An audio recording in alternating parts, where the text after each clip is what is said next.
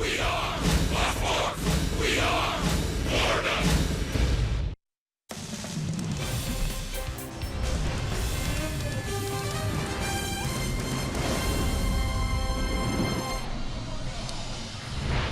Hi, everybody, and welcome back to Atlanta, back here at SunTrust Park. An afternoon affair between the Marlins and the Braves as Miami wraps up this part of the two-city road trip through Atlanta and through New York. A beautiful day for baseball here in Atlanta, and it's Bark at the Park Day for the Bravos and their little pups as well. So that's going to be an awful lot of fun. Make sure there's some cleanup materials, right? With a lot of dogs in the yard. Anyway, hi, everybody. Thanks for spending some of your Sunday with us, Paul Severino and Todd Hollinsworth. Oh, by the way, this is the rubber match, so the Marlins have a chance today to take 2 of 3 from the first-place Braves. Well, and they're playing pretty good baseball on the road. That's one thing that the Marlins had struggled with early on this season is winning games on the road. A great first game. They hung in there for most of yesterday. Obviously, things got away at the end, but again, a chance to win a series against a team that's kind of had your number in the early going this year. Wei-Yin Chen goes for the Marlins today. For the Braves, it's Julio Teheran. He is the one Brave starter that we haven't seen this year, but that does not mean that the Marlins haven't seen him in the past. Yeah, they've seen him. This is actually his 18th career start against the Marlins, over 100 innings against him. But here's the one thing you want to really focus in on. The veteran bats in the lineup today have had really good success. Can they put that together, turn it into some runs? Because I think it would bode well this afternoon. Remember, Teheran has not pitched well at SunTrust Park here in Atlanta. He pitched at the old ballpark pretty well, but he's had some struggles here at this one. Well, the Marlins hoping to keep that trend moving as, again, they try to take 2 out of 3 from the first-place Atlanta Braves. We step aside here from SunTrust Park. When we come back, it is the last of 3 as the road trip continues. Wei-Yin Chen, Julio Teheran, Marlins Braves next.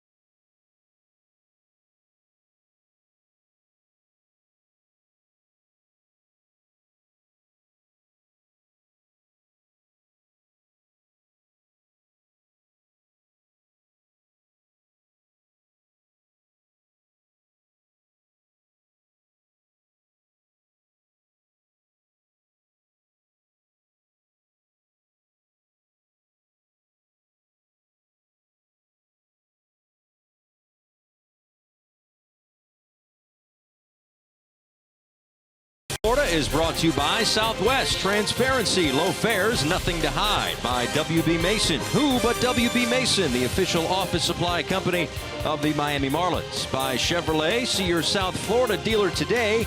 And by your local Toyota dealer, Toyota, let's go places. The Hank Aaron tribute area. Of course, such a big part of Braves history.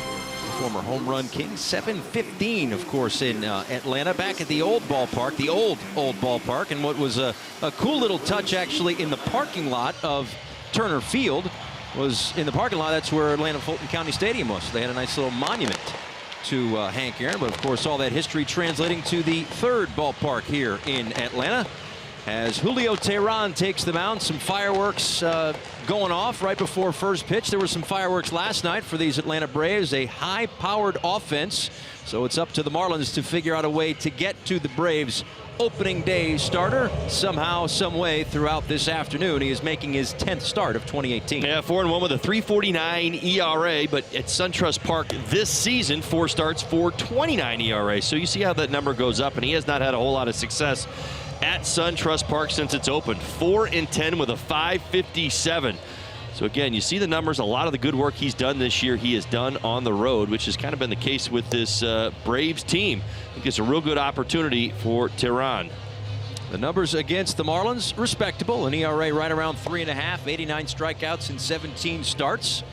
But some up and down mixed in there as well as we take a look at the Marlins starting lineup today, presented to you by Southwest. Back at the top of the order once again is Martin Prado, JT Realmuto in the lineup today after a day off yesterday. Of course, this is a Marlins team that certainly looks a lot different when JT Realmuto is in the lineup. Of course, they got a nice contribution yesterday from Brian Holiday, an RBI groundout early in the game, but no disrespect, it's much better and much deeper with JT every game. Well, I mean, listen, they win more when JT's in the lineup. In fact, they're a 500 team when he plays. It's as simple as that. See the standings and where the Marlins sit coming into today's ball game. Looking up at the Atlanta Braves, but when JT plays, they're a 500 ball club. Feather in his cap. Let's go ahead and give you the Braves defensively for this afternoon's baseball game, brought to you by Sylvester Comprehensive Cancer Center. Acuna Jr. gets the start in left field, Inciarte in center, Markakis in right, Camargo over at third base. Some news there. Batista no longer an Atlanta Brave. Swanson at shortstop. Albies second. Freeman makes the start at first. Tyler Flowers behind the plate. He started in game 1 there today in game 3. So just about set to go. Glad that you're with us on a beautiful Sunday afternoon here in Atlanta. Teheran toes the slab. Prado digs in. And we are underway. A called strike to Martin Prado. Last night's ball game, 0 for 4, 1 for 7 in the series. But a .313 hitter over his last 8 games in Atlanta. That's some really stacked numbers against Teheran. 10 for 27, 370 average coming in. Lots of history, lots of good success.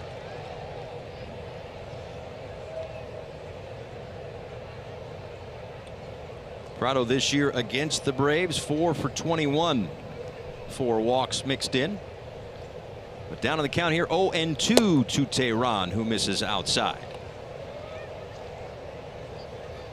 And Tehran's not going to blow you away. Fastball sits 90-91, has a sinker as well. Little arm side run typically. Slider's his best pitch. Changeup and curveball, doesn't use them very often. That's the slider at 81.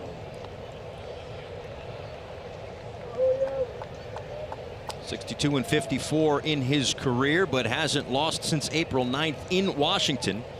6 starts since then, 4-0 with a 2.06 ERA, and hitters hitting 172 against him.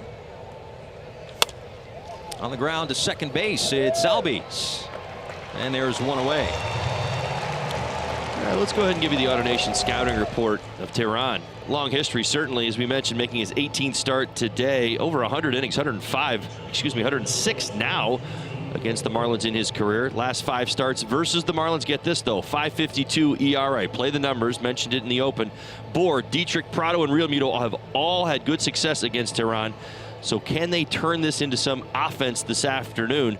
This Braves team very, very good during day games, so some runs are going to really be necessary today. Stay in your lane, both the righties and the lefties. The inner third for righties, the outer third, so it's that same lane, everybody. Look for aggressiveness from the Marlin hitters.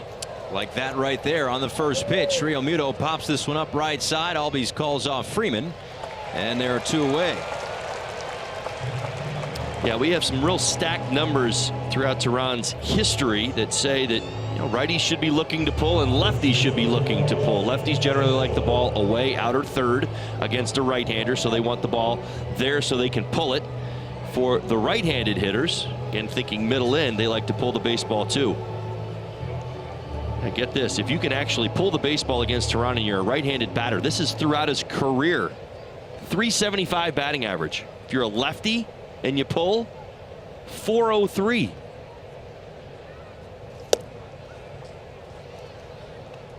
That one's outside to Justin Bour in the 3-hole for the first time this season. Don Mattingly asked about why the roster construction or the lineup construction the way that it is today. Just wanted to separate the two lefties, Bour and Dietrich, a little bit more. So a couple of guys, a couple of righties in between them. Starlin Castro moves into the number 4 spot, and Brian Anderson has usually been 4 or 5 with Dietrich at number 6 this afternoon. Ball and a strike. 2-1. Well, Justin Bour leads this team with 9 home runs, 43 games, 30 walks. My goodness. 2 more last night. Tops in the National League in base on balls in May.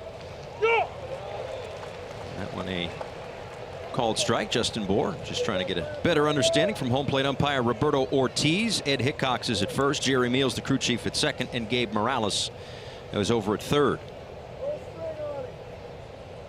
2-2. Bounces away from Flowers and the count runs full.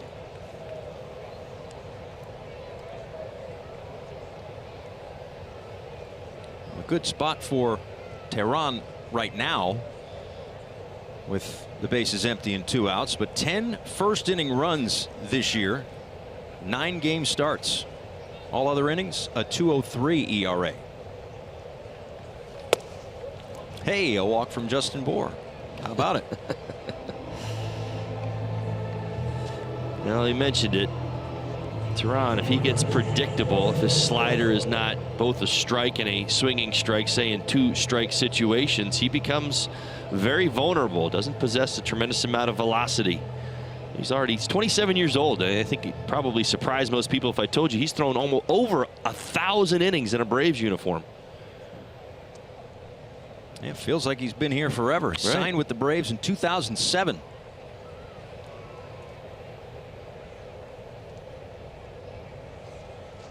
Starlin Castro offers it the first pitch, pops this one up. Freddie Freeman underneath it. And the 2-out walk means nothing. Tehran works around it. We'll see Wei Yin Chen in the bottom of the first.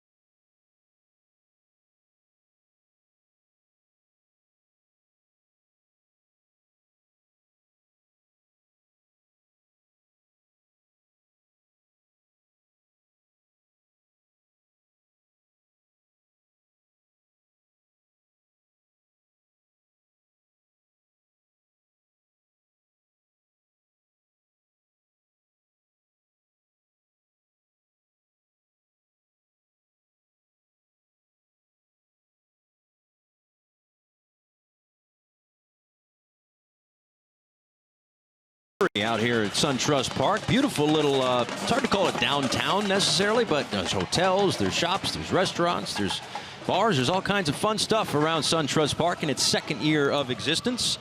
And a lot of fun inside the yard, too, for this Braves team here in 2018. The batting order presented to you by Southwest, put together by Brian Snitker. Ozzie Albies at the top. This top 4 in the order has been the same since the 29th of April, and they have, for the most part, produced. Albies has cooled off a little bit. He seems that everybody except the Marlins, thankfully. And Ronald Acuna Jr. in a bit of a slump right now. But it's Wei-Yin Chen going to try to keep these bats quiet this afternoon, making his 5th start. Now for Chen, his last start, May 15th against the Dodgers, 4 1/3 innings, 3 hits, no earned runs, 3 walks, 3 Ks, a step in the right direction. 83 pitches. He did fall behind 11 of the 19 hitters. I expect him to be a little bit more aggressive today. It's very, very important that he live on the edges, though. The one thing that's really stood out in the early going for Chen, and he did this in his last start, he didn't do this, didn't give up an extra base hit, which is outstanding. Now 13 of the 19 hits have gone for extra bases. And Albies is down on 3 pitches. First strikeout of the afternoon, 1 away. Well, no messing around there. 3 pitches. There you go. Let's give you the defense for the Marlins this afternoon. Brought to you by Sylvester Comprehensive Cancer Center. Dietrich gets the start in left field. Brinson in center. Anderson in right. He's involved in every Marlins game this season. Prado, Rojas, Castro and Bohr. JT Realmuto back behind home. Chen on the mound. Ronald Acuna Jr. fouls that one straight back. Kind of burst on the scene for the Atlanta Braves. A top prospect in their system, or the top prospect in their system. Minor League Player of the Year last year, according to Baseball America and USA Today. Again, made some noise early, but as of late, last 14 games, 9 for 53. It's a 170 average. Well, hitless in the first 2 games of this series. So you're right. You look at Freeman and Markakis. Freeman hit a home run, and Markakis has got a 3-hit game already, and Ciarte had 3 hits yesterday, kind of working. You can limit the damage if you can keep the top 2 guys in play. Out of play, I should say. This one in play, but easily playable in left center field for Lewis Brinson, 2 away. A good start for Chen, 7 pitches in. Said it all series long, this Braves team likes to swing the bat early. So that'll bring up Freddie Freeman. And a home run in last night's ball game, is only hit in 4 trips. Ball and no strikes, but twice last night was a situation similar to this, where he was up with 2 outs and nobody aboard. This is a guy who feasts when there are runners in scoring position. 2-0. That home run, though, the only hit in 7 at-bats in this series.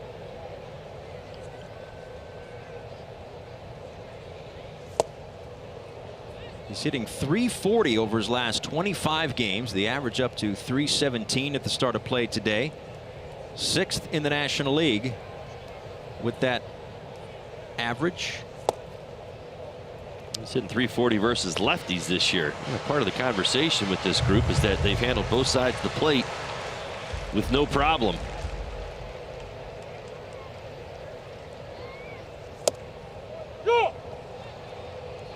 And it's a full count. And so far we've seen Chen willing to go to the secondary pitches in hitters counts. Good equalizer. Swung on and missed. Strike 3. A couple of strikeouts in the inning for Wei-Yin Chen as he works a 1-2-3 first against the Atlanta Braves. Back to SunTrust Park. Get him on.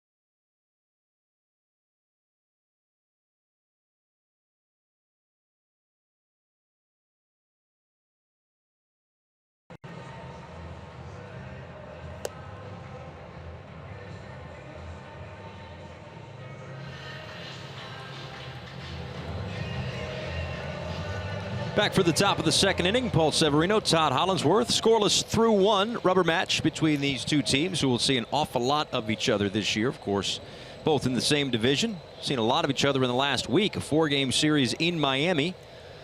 And then this 3-game series here at SunTrust Park. A clean first, at least in terms of runs. He did work around that 2-out walk to Justin Bour, but now it's Brian Anderson, Derek Dietrich, and Miguel Rojas for the Marlins in inning number 2. Anderson, couple of hits yesterday on his birthday, 3 for 8 in the series. Picked up another outfield assist. Defense has been very, very good, hitting .300 over his last 27 games.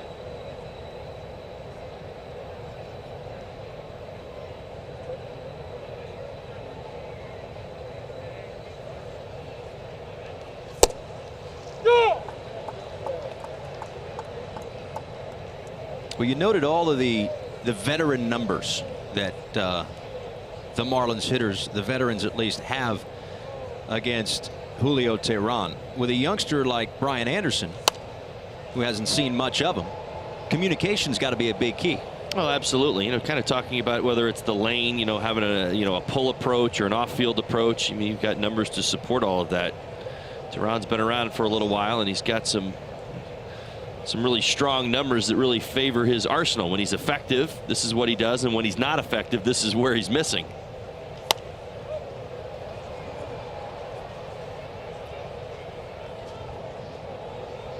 A 2-time All-Star with the Braves. He was 5th in the National League Rookie of the Year vote back in 2013, the year Jose Fernandez won the award.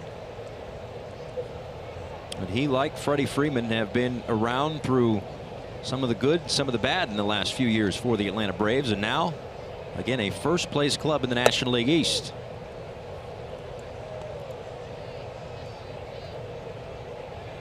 Well, his main objective is to get a hitter to expand his strike zone. He does not want to go mano-a-mano in the strike zone. He's going to lose a lot of those battles. As I said, doesn't possess a tremendous amount of velocity. Flowers wants it low and away, misses the spot, and the count 3-2.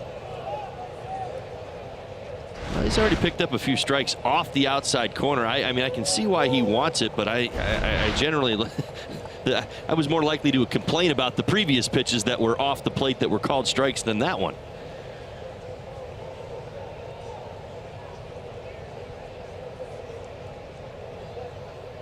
Three-two pitch.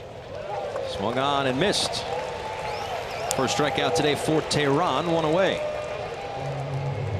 That'll bring up Derek Dietrich, one of, again, a few Marlins that have a little bit of a history against Julio Teheran. Yeah, 6 for 22 in his career, 4 extra base hits, 2 bombs. You're watching that one. My goodness, did he get all of that one?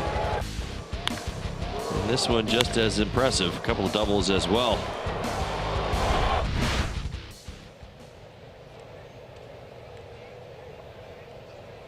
So far this season, Teheran doesn't have lefty-righty splits. They're pretty much down the middle. Lefties 198, righties 211. Lefties 4 homers. Same for the righties.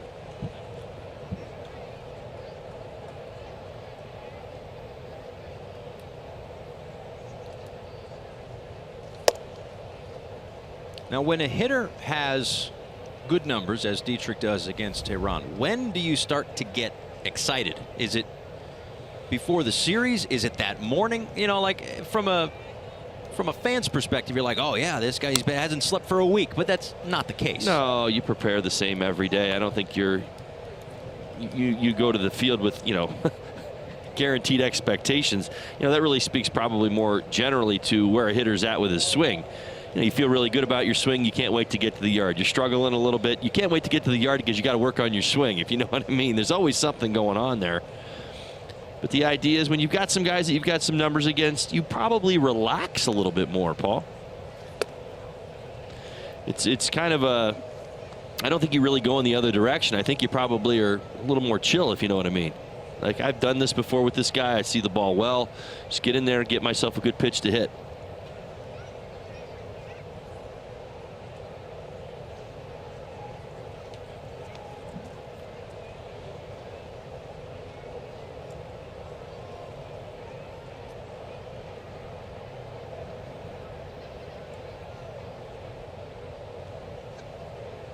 Flowers checks the wristband, calls the pitch, and here is the 2-2. He's continued to go up. Tehran in the strike zone to put a hitter away. Marlins have done a decent job of laying off. Sixth batter, third full count for Julio Tehran. Payoff pitch to Dietrich. And he'll see another. You know, one of the few changeups he throws. You saw it right there. Doesn't throw very many. Changeup about 8% of the time.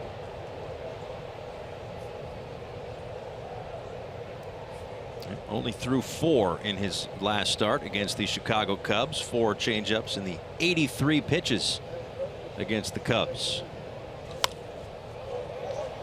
Dietrich making him work here with one away in the second. Well, it's interesting. You know, we talked about the hot lane. This is the last key in the scouting report. Stay in your lane.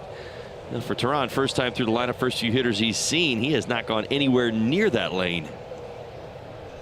Talking about the outer third to a lefty, inner third to a righty. It's a hot spot for him.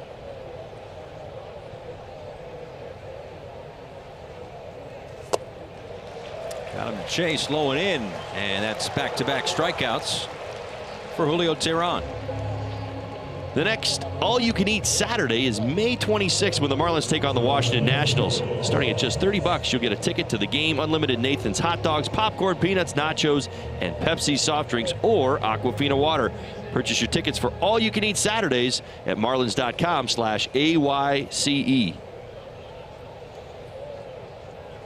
Here's Miguel Rojas with the bases empty and 2 outs. 1 for 4 last night, 1 for 6 in the series.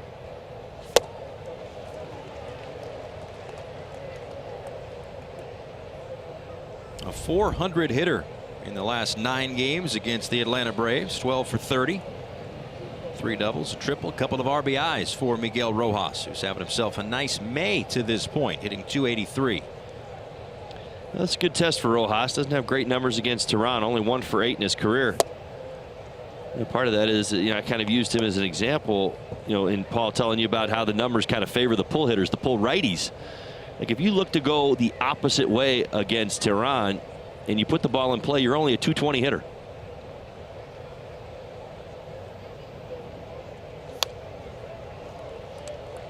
Yeah, the numbers way in the other direction. Right. The other way. That's just interesting. I mean, you know, when you start to develop, you know, numbers and a history, as we mentioned, you know, he's got over 1,000 innings now. You know, clearly the way that you found your success, you stick to it. And, you know, when you see it over the course of a long career, those lines in the sand get really obvious.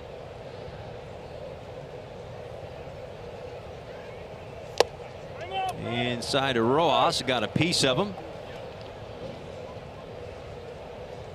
Shakes off his left hand. Remember, he got hit on the left wrist against Atlanta last Sunday. Well, Tehran's fastball, arm side run. There it is. So it kind of bores in on Rojas.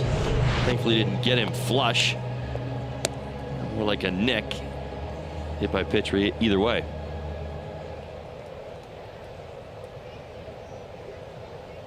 There's Lewis Brinson. 0 for 4 last night and looking for his first hit in this series against the Braves.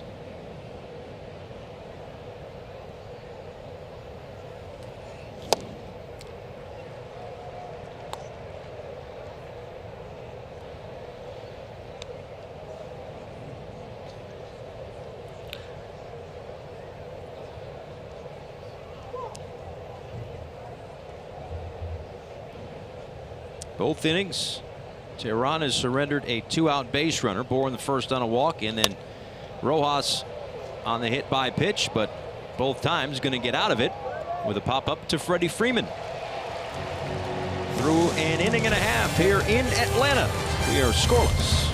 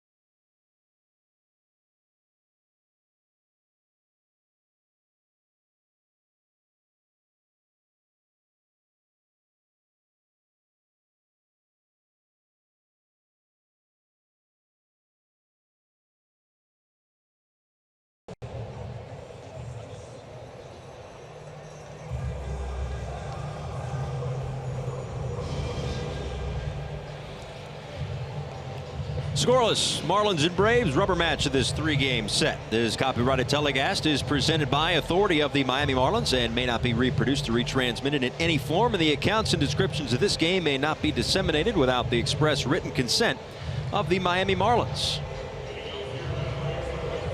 Beautiful day here at the ballpark. 86 degrees at first pitch. Some clouds in the sky. We came here looking at the forecast thinking it could be a long weekend. A long weekend of rain. Thursday or Friday rather was batting practice started for the Marlins, and then the rains came. No delays, thankfully. Yesterday got in, got out. And today, again, beautiful day. Clouds in the sky, and that's what an outfielder wants too, right? Clouds in the sky, a little bit of depth perception. Yeah, break up the blue. Nick Markakis, Tyler Flowers, Ender Inciarte for the Braves here in the second. What a season, what a start to the season it has been for Nick Markakis. Hitting .341. Second best in the National League. 60 hits, tied for the most in the major leagues. Hitting an even .400 in May with 3 home runs. Well, you wonder how hot he is. He's hitting .360 against lefties. Grounded to Bohr. And there's one away. Time for our Toyota Inside Look. The Braves during the day this year are 11-2. At night, though, 16-15. The average about 30 points difference. A couple more runs per game. The OPS, the ERA, much better. Everything seems to be going right. You a day game, night game guy? What do you got? Well, day game's never bothered me. Always felt like the ball traveled a little bit better, but I mean those are alarming numbers, I think, from our perspective. So almost 7 runs per game. I mean, that's not a few runs more. Those are offensive outbursts. Now that's this year, right? As we're sitting here and looking out into this beautiful new yard in its second year as Tyler Flowers takes inside, I was wondering, how long does it take for a visiting player to adjust to a ballpark, a new ballpark, seeing the batter's eye during the day? Because you're not taking batting practice most days. Well, it's a good question. The way I'll answer it is this: it depends on who you are and how many times you made the visit to this ballpark. You know, if you're the first time you've been here, you know, all bets are off. It's your best bet to get out early, check out the ballpark, check out the surroundings. If you're an outfielder, check out the warning track. Obviously, ground balls in the infield, all the things that you do normally, but you know, to the ballpark. I used to go into ballparks just like we talk to teach the young kids. Pick up some grass, see how the wind blows, see if the wind changes during the course of the game. Does it change when the storms start to come in? So you got a lot of things to do to prep. Now, as the more you play, even inside the series, you have to do less work. You're prepared. You know how the park plays. See ball 4 to Flowers. And then you start to build history inside the ballpark. So for many of the Marlins, you know, the guys that were here, JT Realmutos or say Justin Bohr, use them as an example, came here last year 3 times.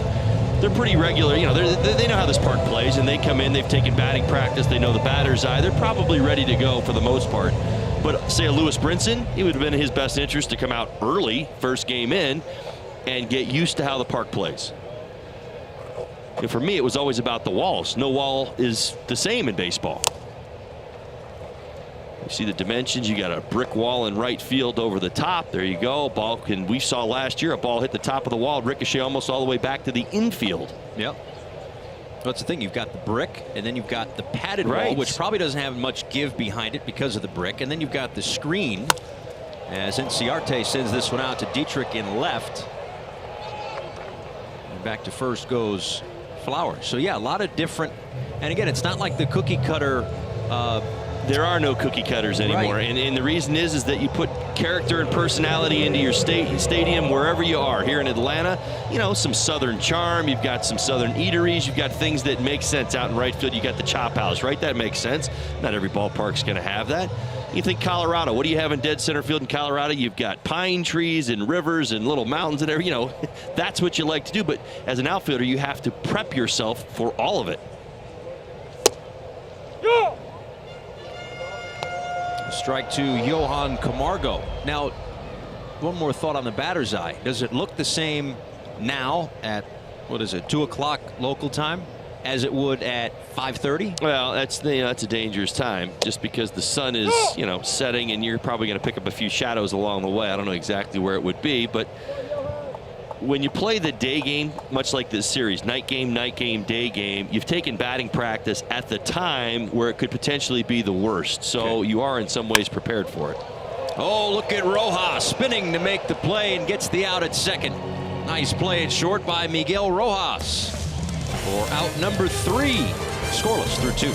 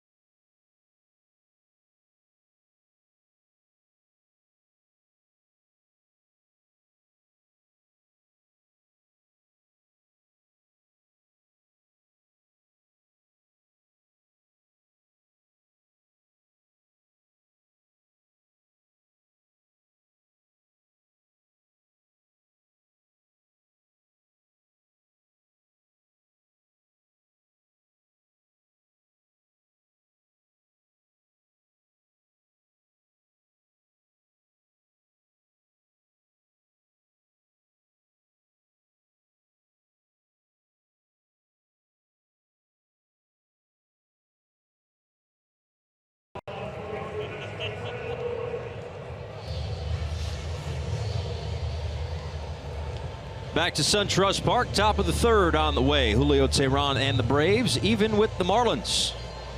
It'll be Wei-Yin Chen, Martin Prado, and JT Realmuto duo. Now, you've heard me talk about that lane in particular. Let's take a look at the numbers, and this is where I get some of this stuff. I have people reach out to me over the last year and have say, Holly, where do you get this stuff?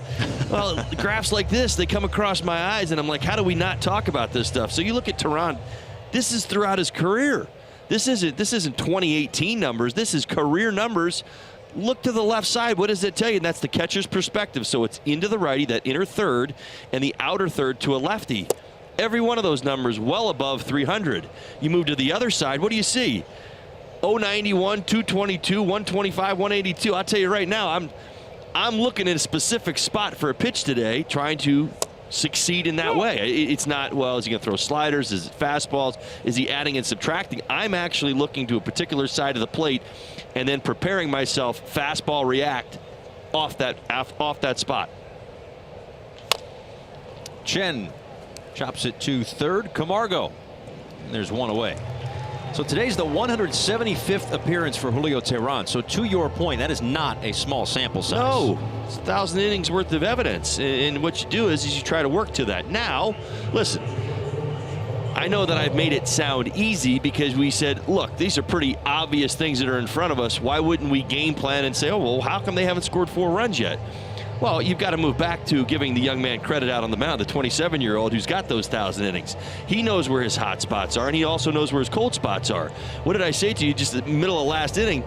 He's not throwing anywhere near those hot zones. He's actually living on the other side of the plate.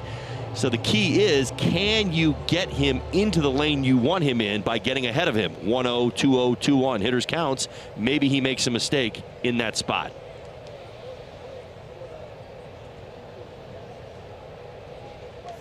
Martin Prado takes a called strike. Well, that's the fascinating part of baseball. It's the cat and mouse game. Absolutely. It goes on each and every day. You factor in, pitch sequencing, what he's got, what kind of arsenal does he have. So what have we seen so far in this at-bat from Teheran? He's thrown a fastball away off the outside corner, got the call, so now he's inclined to even stay out there because he's getting a little bit on the outer edge. Comes right back with another slider. So Prado knows, and this is a guy who's hit 370 against him in his career.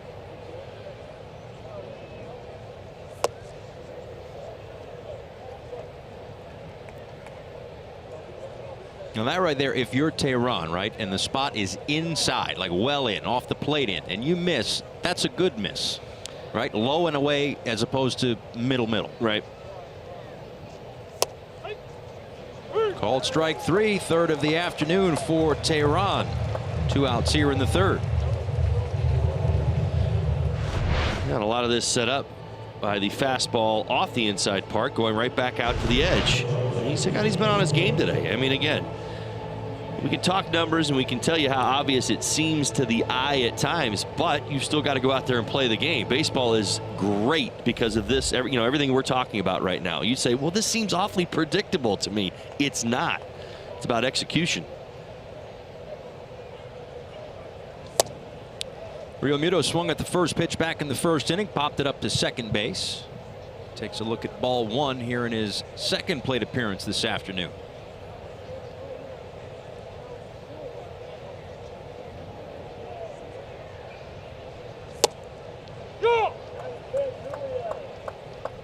Realmuto hitting .333, 6 extra base hits in his last 7 games. We've seen him in the 3 spot. We've seen him in the leadoff spot. But with the return of Martin Prado, this is where Don Mattingly has had JT the last week or so, trying to figure out the right place to put arguably their best all-around hitter.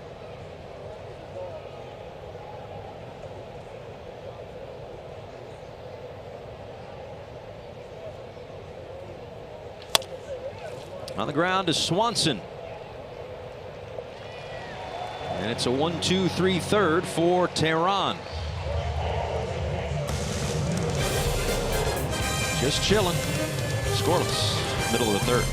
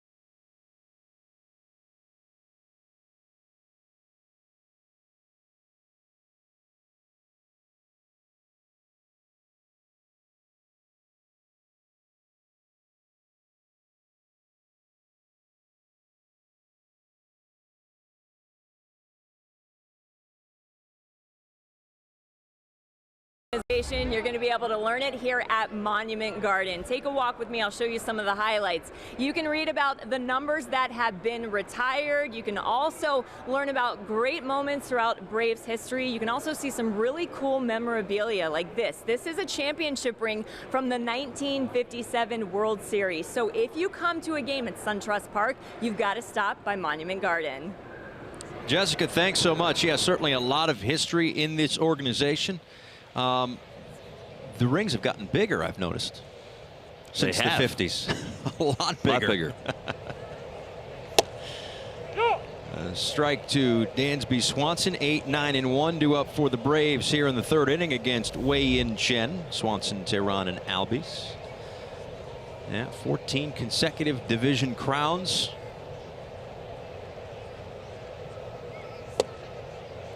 It's an unbelievable run this team had in the mid to late 90s.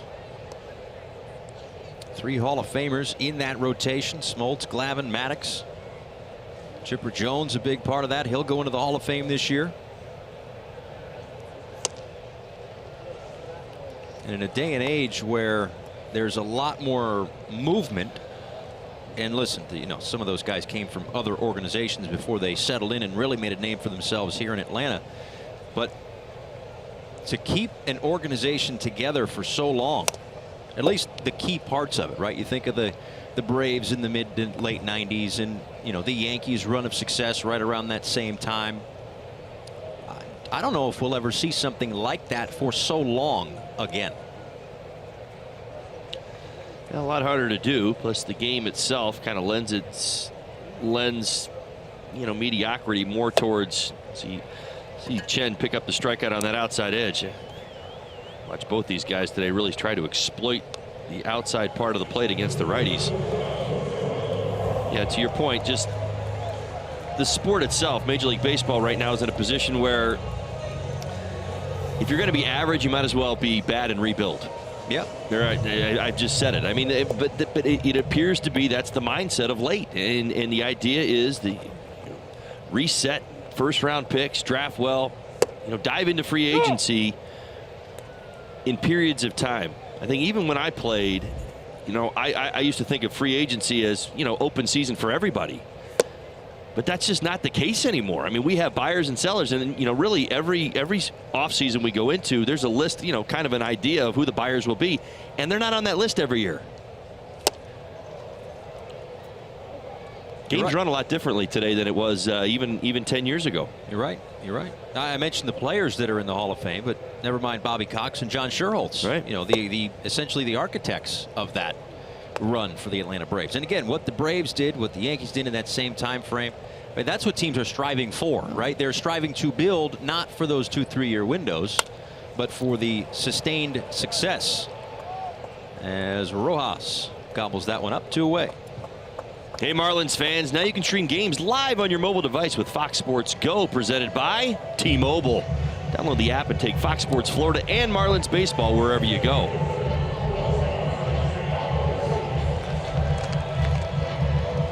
One time through the order for Wei-Yin Chen. He's been sharp to this point. 3 strikeouts, a walk.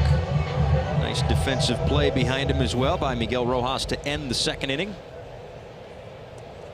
As Chen tries to get back to where he has been, working his way back from the injuries along the way. Again, making his 5th start of the season after starting the year on the DL with a left elbow strain. A ball and a strike to Albies, who struck out back in the 1st.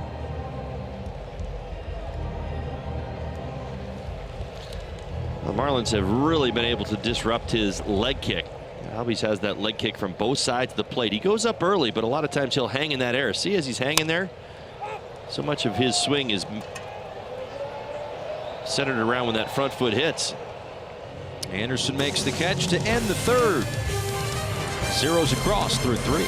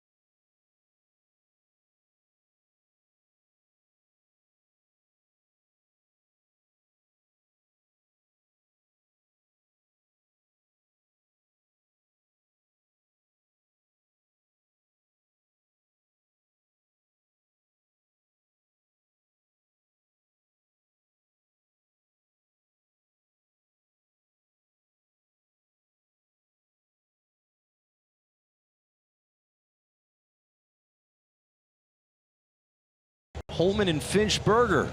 Very famous burger shop in these parts. They put up a burger joint at the old ballpark, Turner Field, and then brought one over here to SunTrust Park. Now, I'm a burger guy, and I think that's going to be a stop for me the next time we come to town. Today I did the double patty melt something or other, pimento cheese thingamajig. And what's beautiful about this ballpark is that the concessions are like right outside the press box here. Right. So you could like eat like a fan. Usually instead of that, you know, nice, healthy media dining. Well, that we the are problem so for you is that H&F Burger is out by the Chop House, and it would take an incredible effort on your part to actually get that burger. Well, that's okay because, you know, as you told me, play for the tie. That's exactly so right. If you have to, you know, forage for food 6 miles, it might be okay. Line drive, center field, Inciarte, and he slams into the wall. And he's down. Bohr on his way to second. And now heading toward third, Acuna Jr. picks it up. And Inciarte is down in a heap in center field.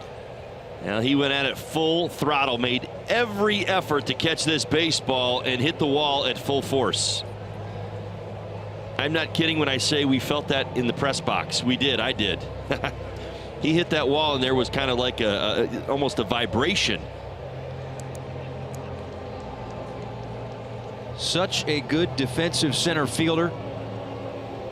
Couple of gold gloves for him, and he has put his body on the line countless times to make a catch. That one unable to come up with it. And boy, did he hit the wall hard. Here it is again at full speed. Yeah, let's check it out. You see him, nice drop step. He knows he's going straight back, and then you see him leave his feet full extension, right shoulder into the wall. This is all or nothing. Make the catch and hit that wall hard. He sure did.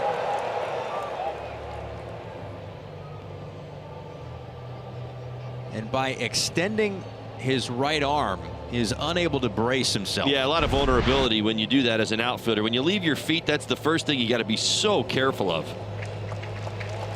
A good sign he's up on his feet. Sure, he's probably answering some questions right now just to make sure there's no concussion concerns.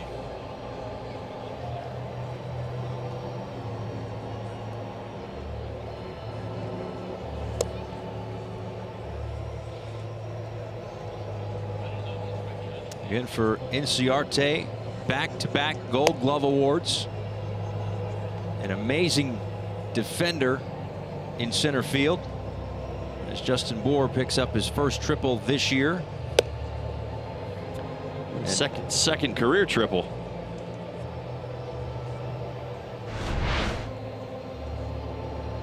Just missed. One more step. I bet he probably brings it in. Gets leather on it. Boy, he knew what he was doing when he was trying to catch that baseball. This is his home ballpark. Again, I tell you all the time about the steps. You know how many steps. You don't have to look. As a center fielder, you say to yourself, the edge of the grass stops. I've got 2 or 3 steps to that wall. That's how he knows how to time it. He knew he was going to hit that wall hard. Well, he's going to stay in the ball game, and you could. I think for me, the best sign is that Brian Snitker, when he went to go pat him on the back, he patted him on the shoulder that he ran into the wall with. So just taking a couple of minutes to shake it off. Good effort, comes up empty, and now the Marlins have a runner on third and nobody out.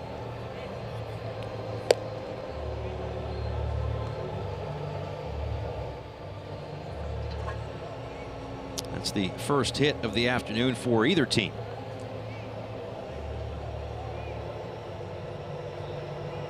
An opportunity with a runner in scoring position for the middle of the lineup.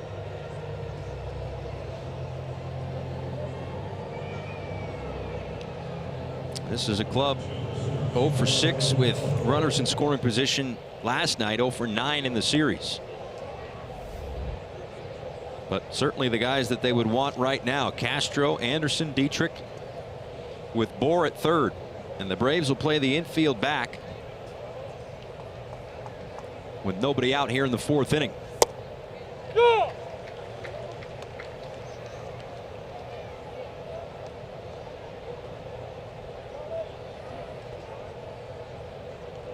Castro, a .344 hitter with runners in scoring position. And we have ourselves a balk, so the Marlins are on the board.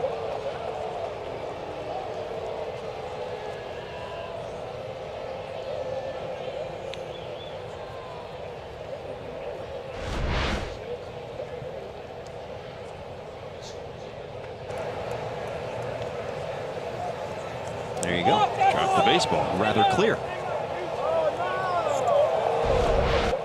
First balk for Atlanta this year, and it cost them a run. So the 0-1 now to Castro.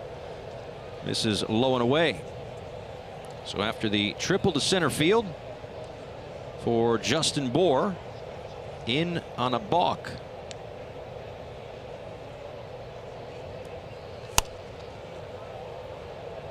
Right as I was about to tell you that Starlin Castro is the best Marlins hitter with runners in scoring position. Didn't even have to hit. As long as they get the lead, that's the most important thing. This Braves team pretty dominant when they have a lead. Ripped, fair, and toward the corner. Castro should have extra bases as Acuna Jr. digs it out. A double for Starlin Castro.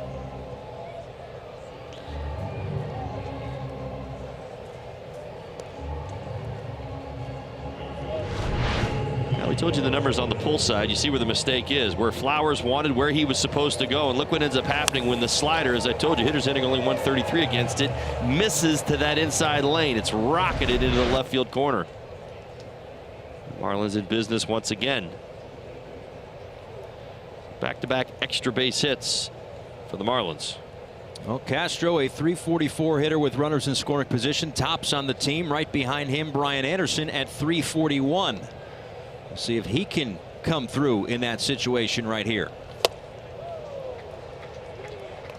Anderson struck out in the second inning, one of 3 strikeouts today for Tehran.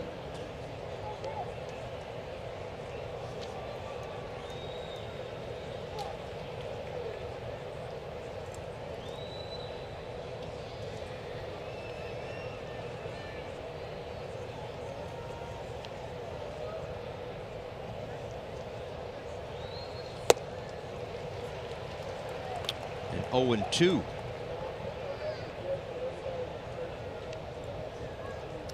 Toyota trend there. The rookie RBI leaders. Brian Anderson at the top of most rookie lists.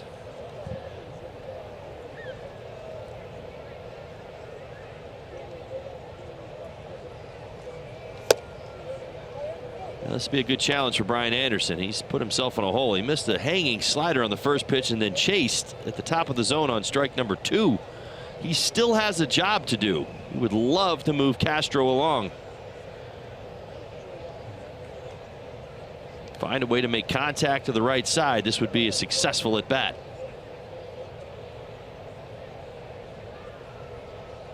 Flowers sets up away, missed in, looping, base hit center field, and Castro is going to get held up. But another base hit with a runner in scoring position. Even if it doesn't drive in a run, it puts 2 runners on for Derek Dietrich. Well, job well done. And that's what the reward is, the base hit. Watch the short, quick swing. Now, again, inner third. Misses to the inside part. Anderson pulls his hands through. This isn't about getting great extension. This is more about fighting off a 2-strike pitch. And he gets the single into center field. I told you the minimum victory is getting Castro to third base. In that situation there, gets the base hit. Choked up a little bit on the bat as well. It's nice to see that 2-strike approach for the youngster. Now, the back-to-back-to-back approach worked in game 1 of this series as the Marlins won 2-0. There's 3 consecutive hits here in the 4th. Outside to Dietrich, a .333 hitter with runners in scoring position. So again, this was the spot in the order with these opportunities that the Marlins would want up. The inning started with a triple to straightaway center field. Inciarte ran into the wall. Bour made it to third. A double for Castro after a balk scored Bour. So the balk, then the double, and then the single for Brian Anderson.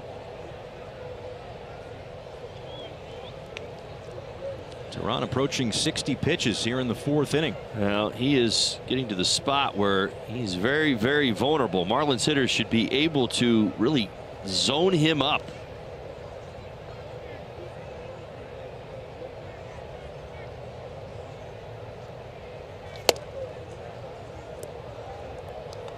Teheran does not want to give in. Still working hard off the outside corner.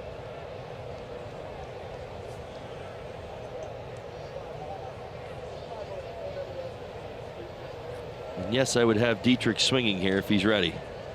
He likes it.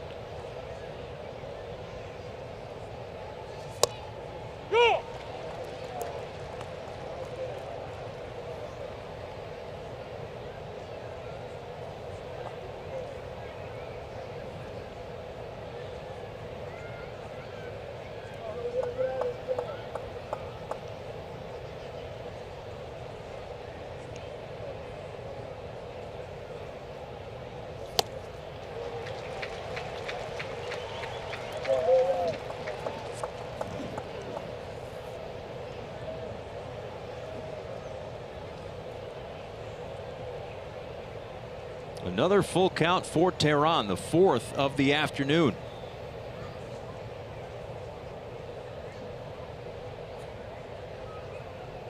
Check on Anderson, who's back.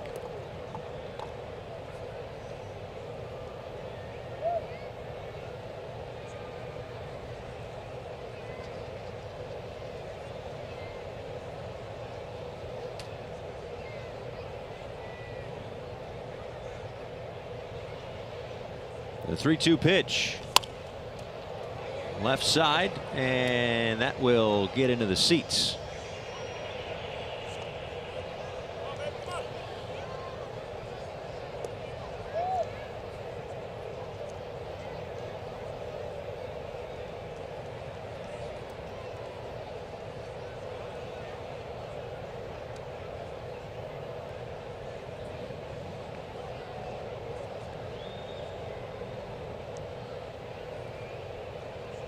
And again a 3-2 pitch, and again fouled back. You see the run to the outside part of the plate on Teheran. Dietrich doing his best to try to stay on. He's got a good 2-strike approach going. He's letting that ball track a little bit more.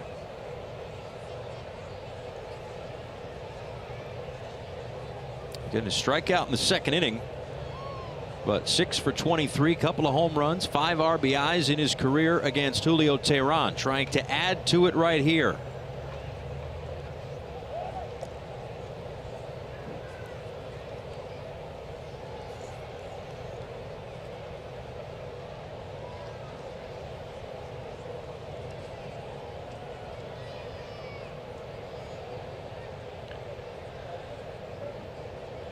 This will be the 8th pitch of the at-bat to Derek Dietrich. And he takes low and in. The bases are loaded. Wow, good take. Real good take. Teheran tried to get to a spot that really he hadn't gone to throughout the at-bat, and I think it kind of locked everybody up just a bit. Good take by Dietrich. FPL is proud to support our first responders in good weather and bad. See how at FPL.com. Pitching coach Chuck Hernandez out to talk with Julio Teheran.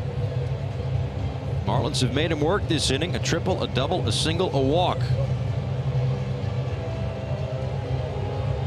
But 1 run across at the moment. Hoping for more with Miguel Rojas. Yeah, bases loaded. 16 pitches since the triple from Bohr.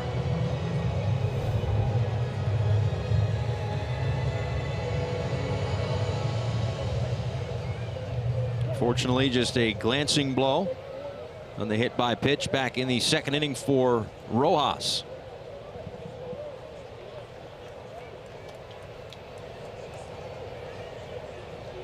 Now, just watching Rojas through these first 6 weeks or so of the season, you figure he's going to put together a nice at bat right here. Bases loaded, nobody out, knowing all the pressure is on Teheran.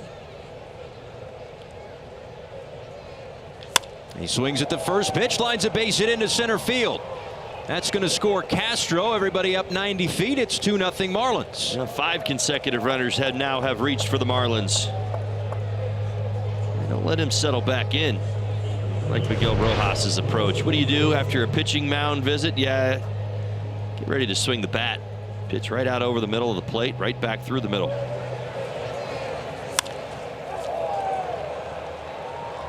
Well, it wasn't a lengthy at bat, but certainly ready to hit. An aggressive approach for Rojas. Look at that. 70% of the time, the runners score when there's somebody on third and less than 2 outs. He has come through in big spots. We'll see if Brinson can do the same.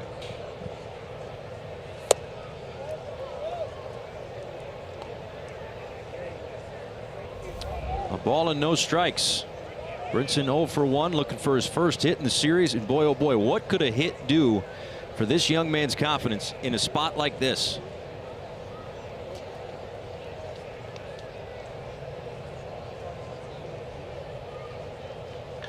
This one is down the left field line and gone. A grand slam for Lewis Brinson.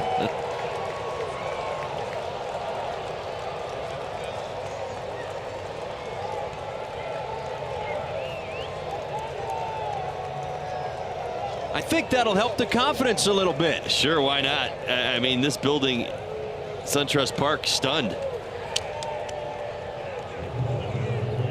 I'll tell you what, this young man beats this fastball to the spot and tucks it just inside the left field foul pole. My goodness. 2.5 seconds to get out of here. There you go. Good to see. Young man has been working hard and looking for some results. He finally gets it. First career grand slam for Lewis Brinson.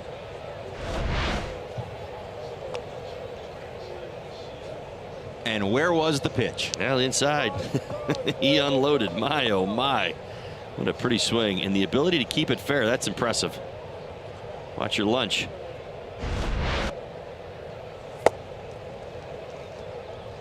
So Wei-Yin Chen, the beneficiary of a 6-run 4th inning, as Brinson comes through in a big way.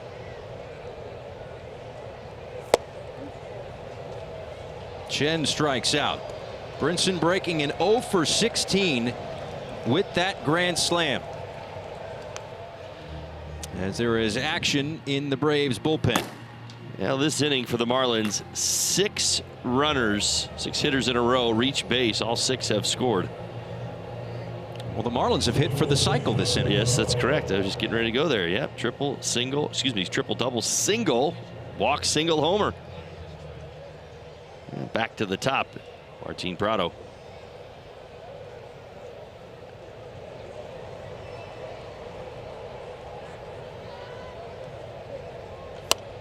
Prado swings at the first pitch, and now with nobody on base, interestingly enough, Tehran pitching from the stretch.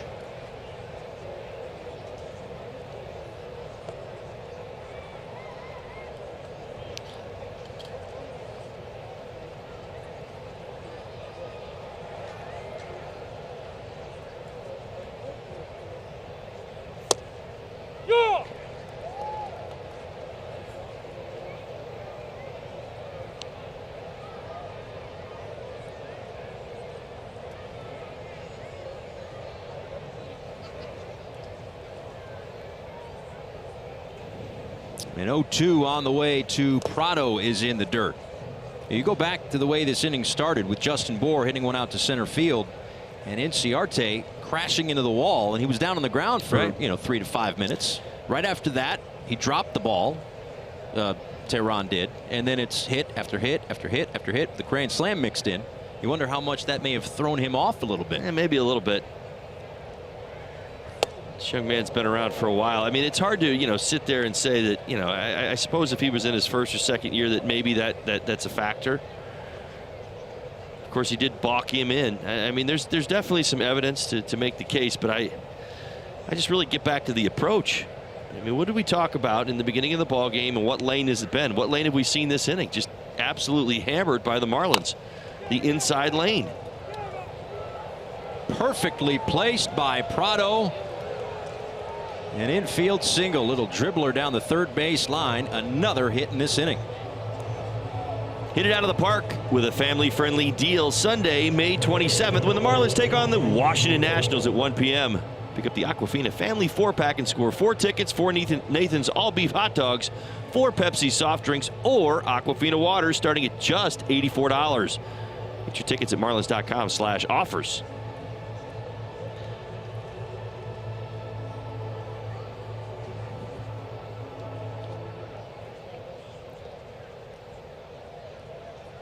Ninth hitter of the inning for the Marlins. JT Realmuto looking to join the party. Every other position player starter has a hit. And that one a nice play at third by Camargo. Long throw dug out by Freeman. Realmuto is retired, making a bid to join the hit parade, but a nice play over at third by Camargo, and there are 2 outs. Hard hit ball down the line by JT. You're right, Camargo, 1 step and a dive and a strong throw, one hop across the diamond. The speedy JT Realmuto. And now an intentional walk to Justin Bohr to set up the force anywhere for Starlin Castro. Now 2 more walks today. Should we be surprised? Not really. No, I don't think so. Officially the 3rd walk of the afternoon.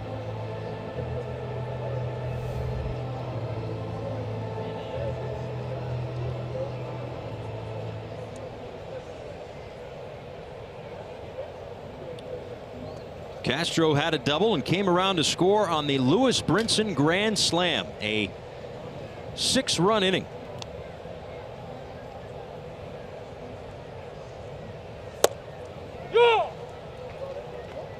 Check that. He came around to score on the Rojas base hit, but came around to score nonetheless in this 6-run frame.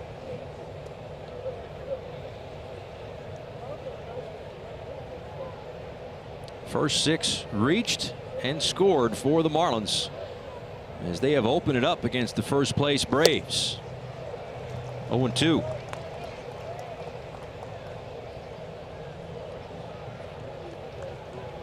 The 11th hitter of this inning for Julio Teheran, who has thrown 32 pitches in this 4th.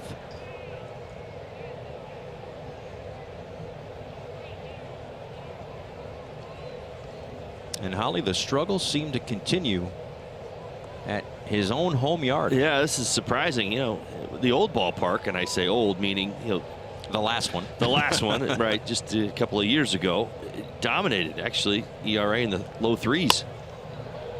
Castro out to shallow right field. Freeman, Albies, and it's Albies to make the catch. But the Marlins score 6. This big blow from Lewis Brinson kept it fair down the line. A grand slam for Brinson and a 6-0 lead for Miami.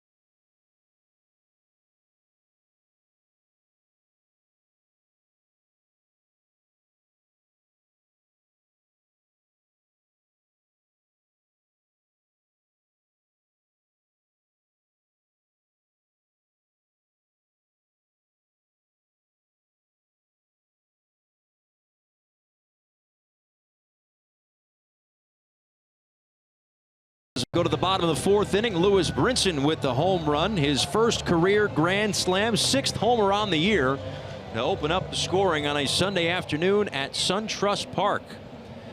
Back at it tomorrow, 6:30 Eastern Time, for the South Florida Honda Dealers Marlins Live pregame show.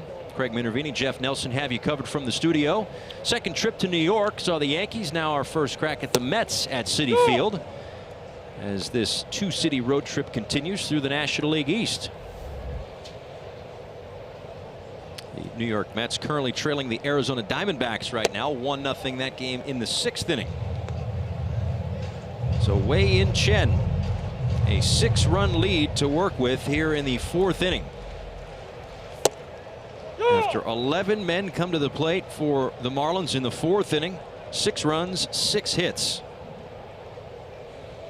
There should be no messing around from Chen. Right at these Braves hitters. He's had a good rhythm going so far, and he's getting a little leeway on the outside part of the plate. I'd like to see him dial it up a little bit more out there and stay with the flow of this game. He's been great so far. There it is. Another strikeout, his 4th, and there is 1 away. You get a little bit extra on the outside part of the plate. It's always in your best interest to exploit it. He picked up a couple of strikes in this at bat on the outside part. He's getting it to almost all the right-handed hitters. It's Freddie Freeman now. Freeman struck out back in the 1st inning. Has 1 hit in this series. It was a home run. A slow roller that gets past Miguel Rojas, who is playing on the second base side of the bag with the shift against Freeman. And Freeman once again beats the defense. Whether it's the Marlins or anybody, it's like he's just that good. Well, the thing about Freddie Freeman, and I think, because he is a power hitter, generally speaking, that you look at him and think, okay, there's more to it than using the middle of the field into his pull side. He goes the other way just as much as anybody. I mean, he starts out choking up on the bat. It's not his 2-strike approach, it's his 1-strike approach. He really stays on his backside. Just hits the ball where it's pitched. Here's Nick Markakis now.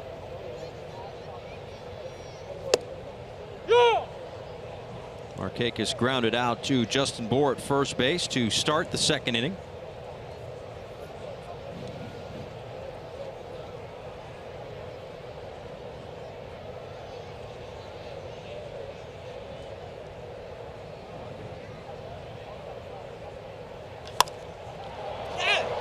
Is popped up into left center field, and Brinson puts it away. Apologize for our terrific audio there, picking up Nick Markakis' frustration. But this summer, the World Cup is coming to Fox and FS1. Every match live and over 300 hours of coverage. The world's biggest sporting event begins June 14th only on Fox and FS1.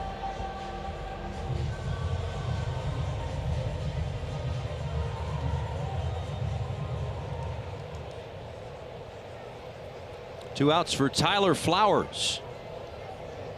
This will be the 50th pitch of the afternoon for Wei-Yin Chen.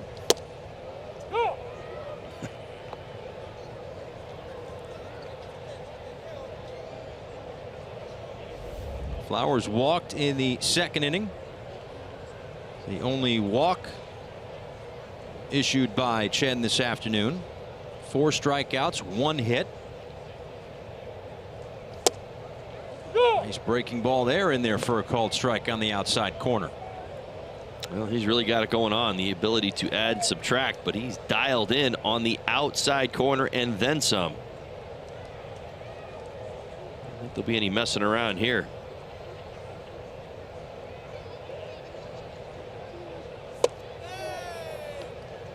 Real Muto wanted it. And Chen probably did too, but home plate umpire Roberto Ortiz said it was just a little low. Well, Chen said after his last start, ever since I came back, I've tried to make some adjustments along the way. I've been able to do more and more of what I've wanted to do, and today he has looked about as sharp as he has in any of his starts since coming back. Another close one that just misses. 2-2.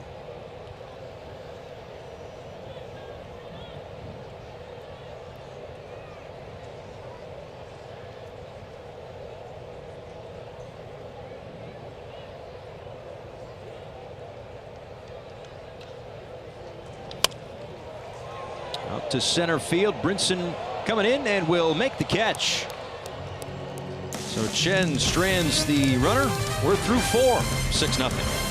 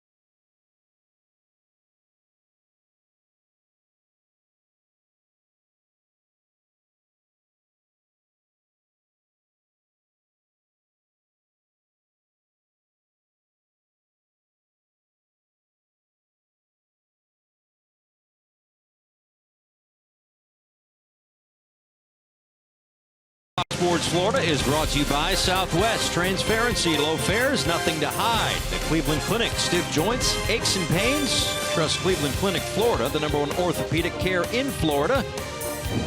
Buy your Take that. Lincoln Spring sales event, driving the spring in a new Lincoln. I think the bucket might need a trip to the Cleveland Clinic. I'll tell you what, that bucket's a rascal. Every time we watch this the tool race, Hammer and Hank gets it done. Of course he does. Look at the smile on his face. He's happy. I'll tell you, that bucket, man. He went right into the drill. He goes after people every time. He drilled him. Took me 3 hours to write that. Brian Anderson flies one out to left field. Long run for Acuna. Is able to track it down. Well, I guess it's only fair. Brian Anderson's been taking hits away from everybody the last couple of weeks. Made a bid for an extra base hit in the corner, but Acuna ranging over for the first out here in the 5th. I certainly agree with you, but I dare you to tell him that. Well, good swing of the bat by Brian Anderson. Acuna, great jump. I think what impressed me most was the closing speed. It didn't look at first that he was going to be able to get to this baseball, and boy, oh boy, he turned on the Jets.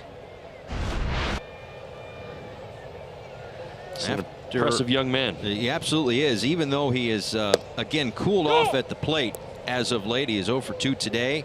Obviously, the promise is high for Ronald Acuna Jr., top prospect in the Braves system.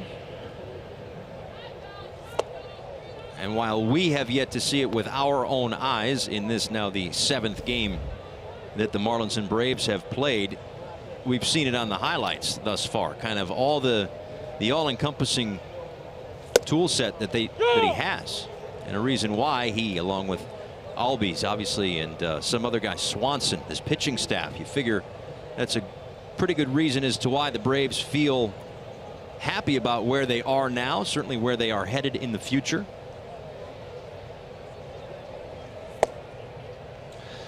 I think the question that's going to be presented to the Braves, and this may be a little bit ahead of schedule, is just that. If they get to a relevant July and August, are they going to be willing to add to this roster? Dietrich to left, falling fast, and in there for a base hit. Trying to get aggressive right there, but Dietrich back to first after the 1-out single.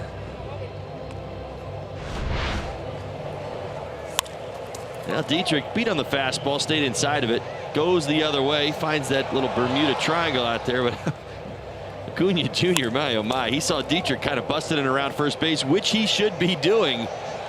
Watch this, though. He's thinking about getting him at first. Flat-footed, almost got Dietrich's attention.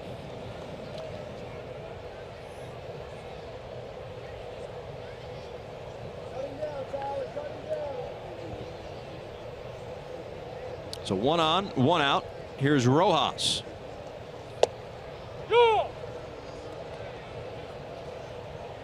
Rojas had a base hit, scored a run. Came in on the Lewis Brinson grand slam back in the 4th inning when 11 men came to the plate.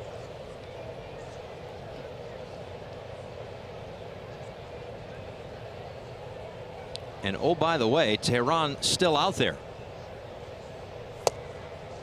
as he approaches 90 pitches.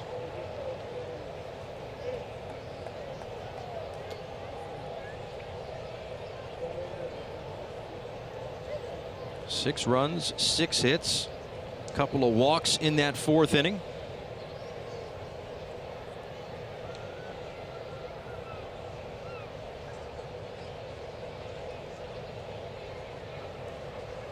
And now the 0-2 pitch down the right field side, and that went into the seats.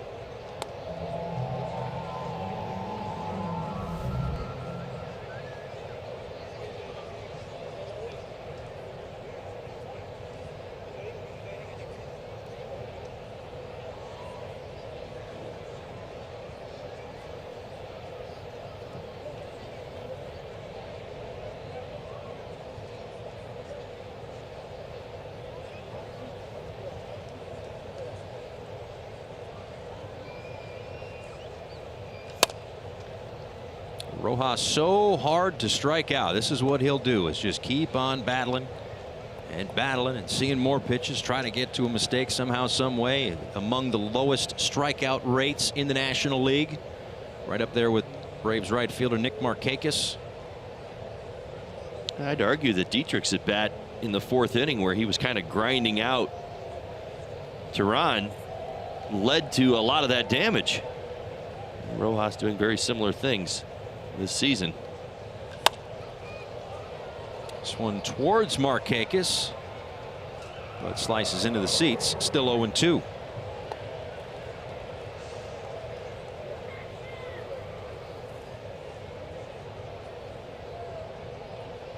.7 strikeouts per plate appearance, or plate appearances per strikeout rather, for Nick Markakis. And a little bit further down on that list, Miguel Rojas.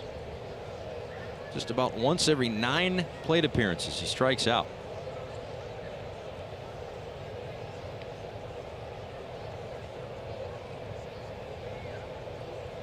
Rojas is, 29 years old, and he gets hit by another pitch, this time in the leg. So he'll take his base. Well, get your hands on some of the best seats in the ballpark for the 25th anniversary weekend at 1993 inaugural season pricing. Home plate box C is just $13. Visit marlins.com/flash to get this deal while it lasts.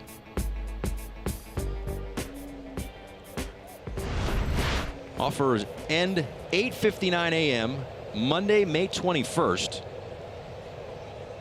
More details on that in just 1 second. 2 on 1 out for Lewis Brinson, who hit a grand slam.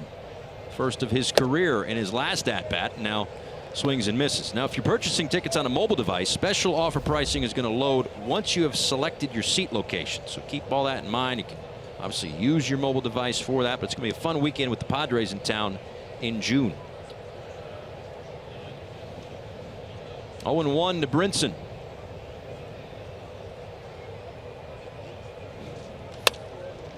On a hop to Albies. And that's a double play. Runners had to freeze.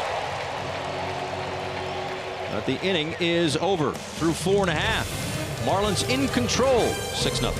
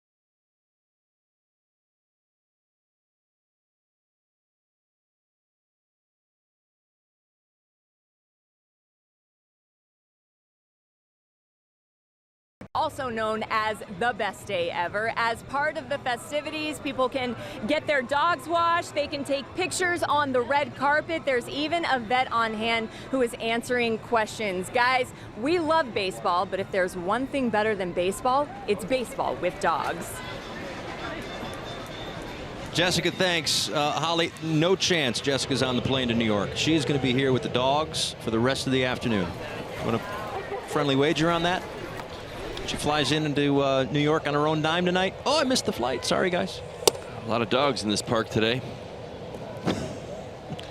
You're actually in the seats, stands. That's right. Are you a fan of that? Do you have a dog? Not really. No. No dog? You're not love pets. I love other people's pets. Right. And Darren Ciarte fouls that one away on the bunt attempt, 0-2. Did you have pets growing up? I did. That's probably why I have no pets now. You got kids. Can't they walk the dogs? No. Won't do it. Look at that guy. He's tired. It's hot out here. Humidity's up today. Yeah, well, they're not necessarily the dog days yet, but. Wow. I set myself up for that, didn't I? Fifth strikeout of the afternoon for Wei-Yin Chen. The sad part is I amuse myself, and that's not always a good thing. That poor guy wants to take his coat off. Braves fan. He's got a Braves shirt on and everything. I have a Boston Terrier. Homer is his name. Yeah, I apologize for not asking you if you had a dog, but I'm not a dog owner, so it's usually kind of how it goes. So you just don't care. Yeah, right. Okay, fair enough. I just don't think to ask. Yeah. I don't consider myself one of those crazy dog owner types. Let's reset this. Hey, do you have a dog? Oh, hey, thanks for asking. You're welcome. Yeah, Boston Terrier's name's Homer. Homer, oh, that makes sense. Yeah. My wife sent me a picture yesterday. He was asleep on the couch, you know, just dead to the world as dogs usually are. As Camargo flies this one out to right field. Anderson for the second out. Yeah, he was asleep on the couch. My wife sends me a pic, and she says he perked up as soon as he heard your voice on TV. Yeah. Well, that's good. He's probably frustrated with all the rain in South Florida. That's right. It's non-stop rain, as I've been told. Well, there you go. You knew at some point the Atlanta Braves would get things going in their bullpen. Teheran's pitch count has gone through the roof, and that long fourth inning. And yet he bounced back with a 14-pitch inning. So at least I guess in some regards stole an extra inning from the bullpen, having to work today, as the Braves will head to Philadelphia after this one, wrapping up their homestand. Had the Cubs in town for a rain-shortened 2-game series. And the Marlins, after this one, will head to New York to take on the New York Mets, who have tied things up against the Arizona Diamondbacks right now. Ahmed Rosario with his first home run of the season. Swanson fouls it away.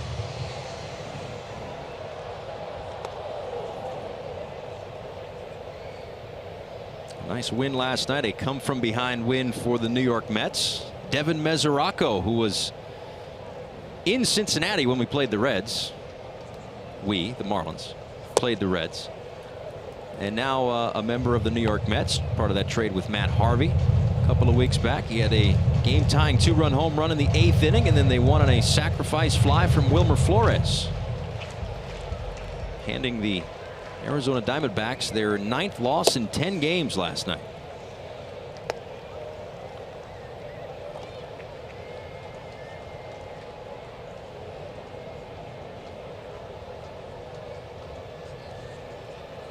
Three balls and 2 strikes.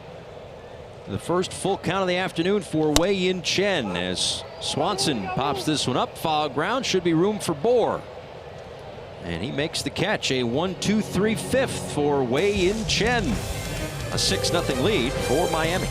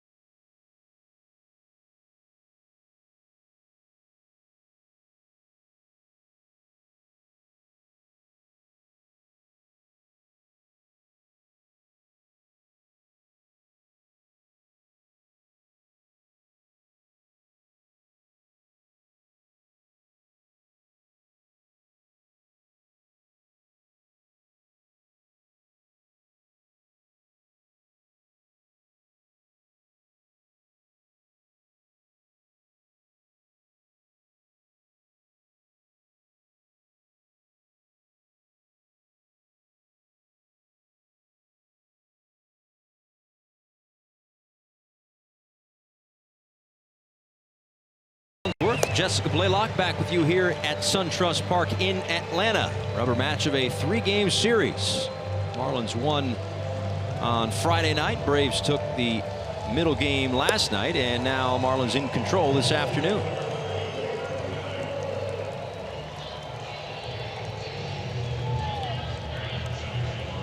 There's Frank Menachino, Marlins hitting coach. He should be proud of the effort today. The scouting report, understanding where to look against Tehran. Check it out. We talked about that inside lane, away to the lefty, into the righty. My goodness, almost all of the damage in that same lane. Well, how about it? Second time through.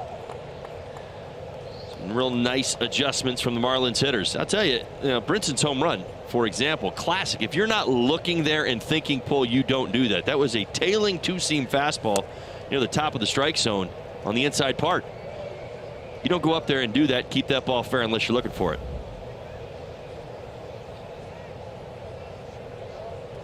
Peter Moylan in his 21st game this season. Look at the opponent batting average, 364.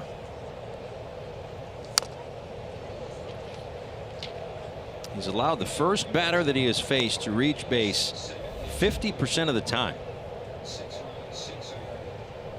And at least one base runner in 17 of his 20 outings this year.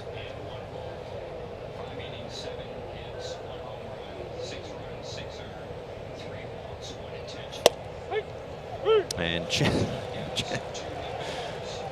Ched was ready to get back to the dugout there. It's a hot, humid day. Listen, he needs to rest. Be ready for his next inning.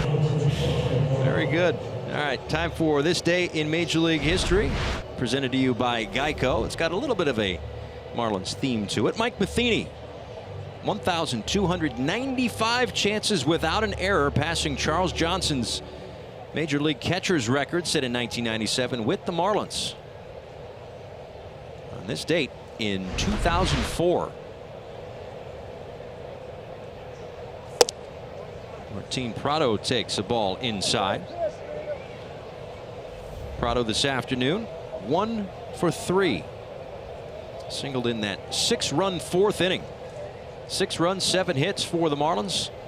No runs, 1 hit for the Braves. Short hop over there, Camargo, who's made a couple of nice plays. 2 away. Well, as we noted earlier in the ball game, Jose Bautista was released by the Atlanta Braves, and in that same announcement, the Braves saying that Camargo is going to get essentially their everyday third base job. Well, he's earned it. He's actually done a very nice job over there. You look at his batting average on the season, talking about Camargo. Probably not as high. It doesn't catch your attention, but you see what he's done with runners in scoring position and his on-base percentage. I believe yesterday's walk helped him set a personal high for a season at the big league level in walks. I mean, he's changed his game. He's doing some good things, and again, you got to look at how this roster is constructed for Camargo. If he's a good player, the Braves would be satisfied. He doesn't have to be what the position. In some ways, you expect the third baseman to give you 20, 25 homers or 80, 85 RBIs. He doesn't necessarily need to be that for the Atlanta Braves.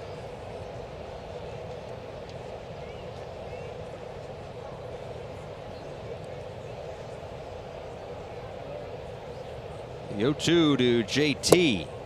Misses low and away. Ball and 2 strikes. Well, Realmuto has seen just how good Camargo is at third base. Made a bid for extra bases down the line in his last at bat. Camargo was there to make the play.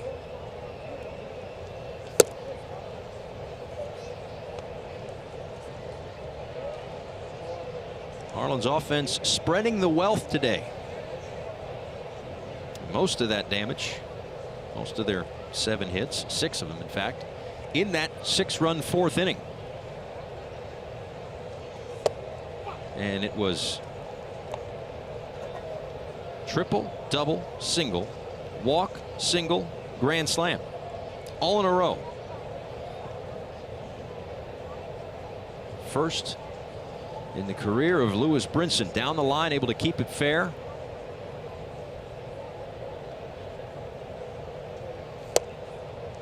Real Muto works the walk.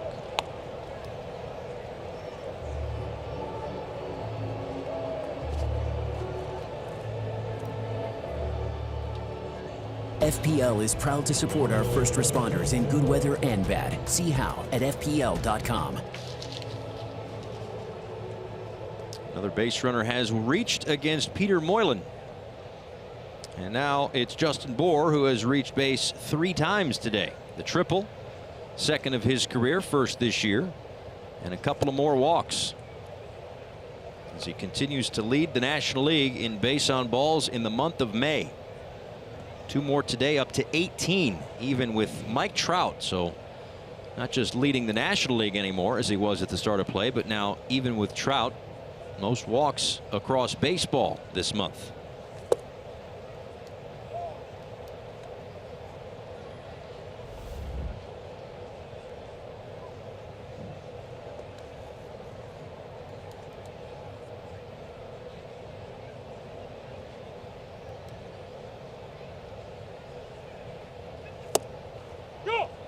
We know about the power, but what do you like about the opposite field approach, the patience that he's exhibited the last few weeks? Well, I think the next step that he's taken really this year is that he understands how he's going to be pitched, dictated to him by some of these game situations. That's where, you know, I do see a difference this year. I mean, so his career high in walks for a season is 47.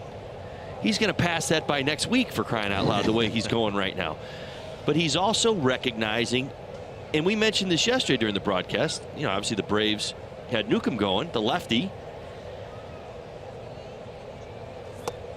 as he draws his 3rd walk of the afternoon. So he had the lefty going yesterday, and Justin Bour, his on-base percentage against lefties, now he's only hitting .233, hasn't hit a home run against the lefties yet this year, but his on-base percentage is up near .380, almost .400. He's been patient. He sees how pitchers are going at him. They recognize him as the big power threat in this lineup. And there's some times where he's going to get pitched to, and it may not always be in spots where, you know, he's got to, you know, elevate his game, when maybe it's a pitch off the plate or up out of the zone. But he's got power to all fields, and he's proven that already this season. Pitching around baseball is taking notice of that, and they're saying, all right, I've got to make nothing but pitchers pitches. I mean, have we really seen anybody give in to Justin Bour on a 3-1 pitch this year, or a 2-0 pitch, and just say, all right, I'm going to go right at him? Very rarely. Yeah. Moylan just threw a 78-mile-an-hour sidearm slider on a 2-0 pitch with 2 outs in a 6-0 ball game.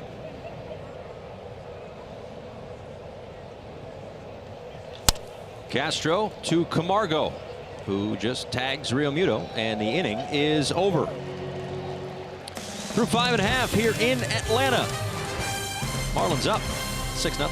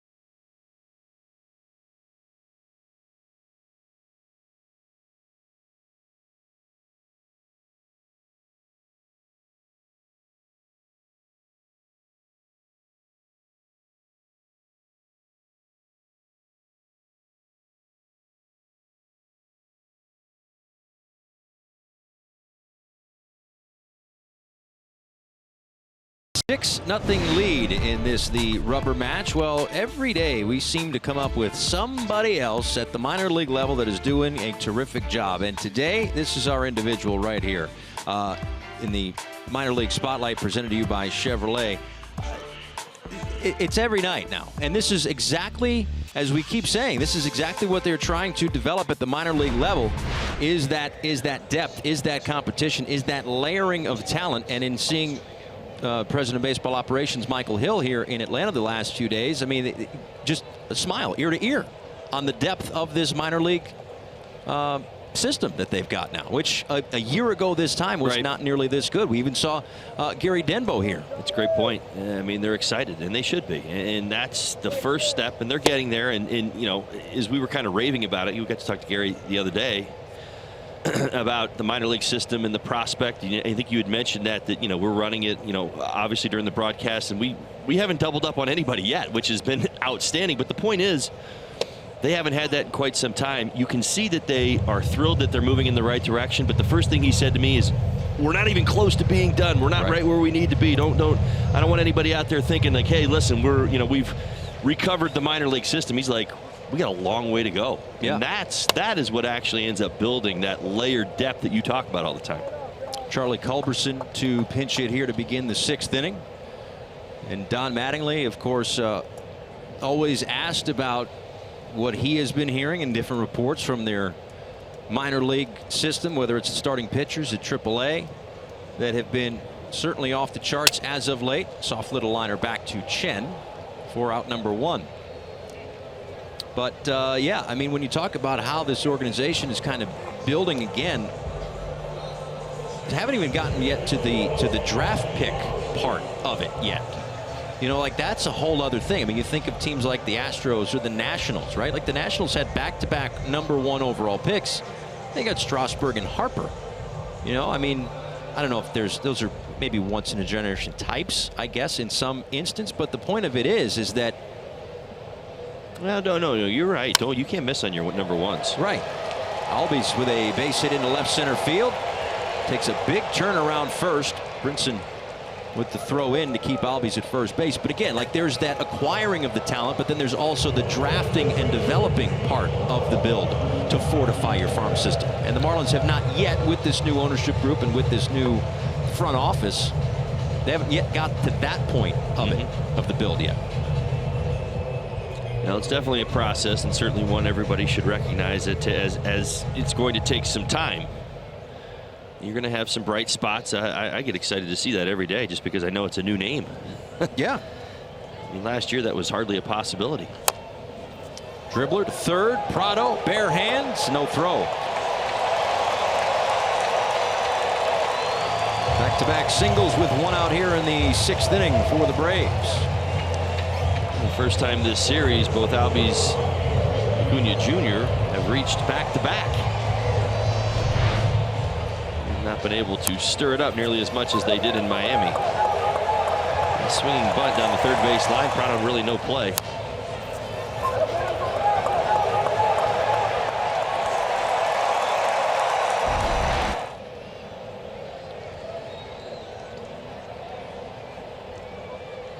Well, a big spot here for Wei-Yin Chen at 72 pitches. A 6-0 lead to work with, but one of the most dangerous hitters with runners in scoring position. Freddie Freeman at the plate. Hitting an even 400, 3 home runs, 24 RBIs with runners in scoring position this season. Now, Chen can continue to do what he's been doing to Freeman today. I think he'll find success. Don't double up on any pitches. And Freeman comes through again. Brinson with the throw home. It's up the line. And once again, Freeman comes through. The Braves are on the board.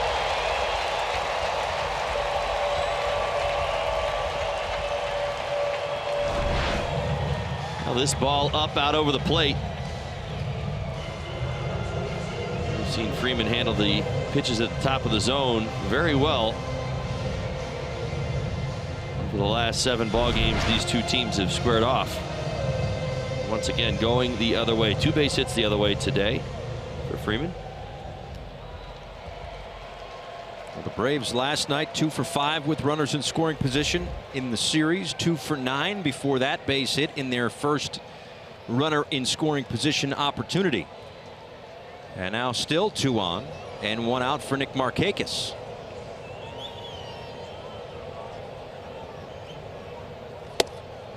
Takes a called strike. Nick Whitgren is up for the Miami Marlins. I think we'd both agree this is about as sharp as we have seen Wei-Yin Chen this year. Agreed. Well, the fastball command has been outstanding. We talk about it an awful lot. We also consider this. Mentioned it at the very beginning of the ball game. The way Chin has been hit has been as much to blame as anything. And what I'm getting at is the extra bases. You even go back to his last start. It was 84 pitches. I know it was only 4 1/3 innings, but he didn't give up any earned runs. And the hits that he gave up were singles. I mean, you look at this inning. This inning 2 weeks ago would have been double homer. Right now it's single. It's produced 1 run, but still the Braves got to do more to make it happen.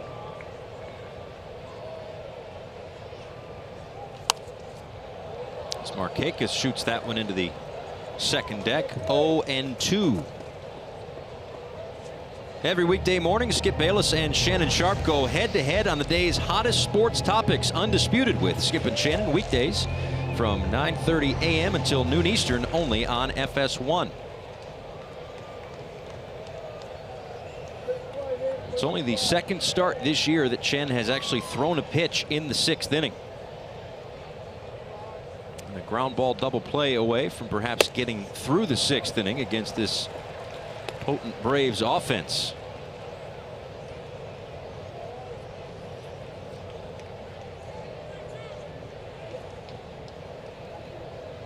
Pitching coach Juan Nieves, Don Mattingly certainly have seen what we've seen in terms of the home road splits for Wei-Yin Chen. And he's done what he's done, right? They're not going to make any sort of excuses, right? He didn't have a great start in Cincinnati or Chicago, but the ballparks play a little bit differently. Great American Ballpark and Wrigley Field on a windy day play a lot differently than this ballpark, and we noted the numbers last night. There are just not a lot of home runs hit here.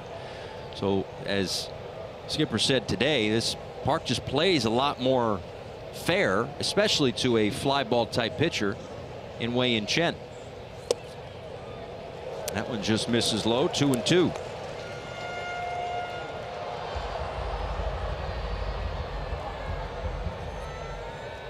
Three ground outs for Chen, 6 flyouts today. Facing the NL hit leader, Nick Markakis, with 2 on and 2 out here in the bottom of the 6th inning. Trying to protect a 5-run lead, and that one is in the dirt. 3-2.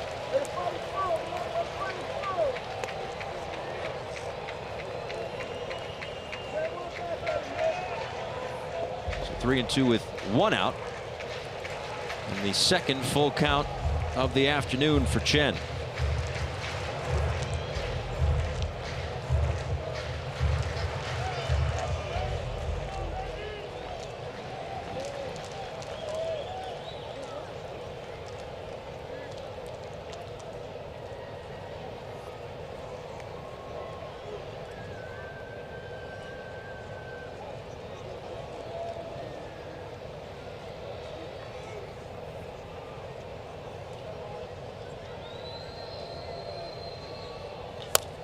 Ground ball through the right side, a base hit for Markakis. A run will come in to score, and the Braves are within 4. Now, classic Markakis style. He grinds out on the bat, sneaks a base hit through the right side. It's going to drive in another run. That is 4 consecutive singles here in the 6th inning. You see it is perfectly placed between Justin Bour and Starlin Castro. Play at the plate. Anderson up with a good throw back into the infield. And here comes Don Mattingly.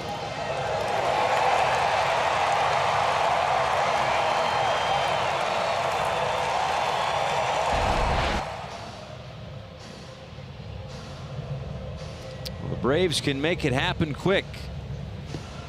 Again, 4 consecutive hits. That's the end of the day for Wei-Yin Chen. The Florida Lottery call to the bullpen here at SunTrust Park.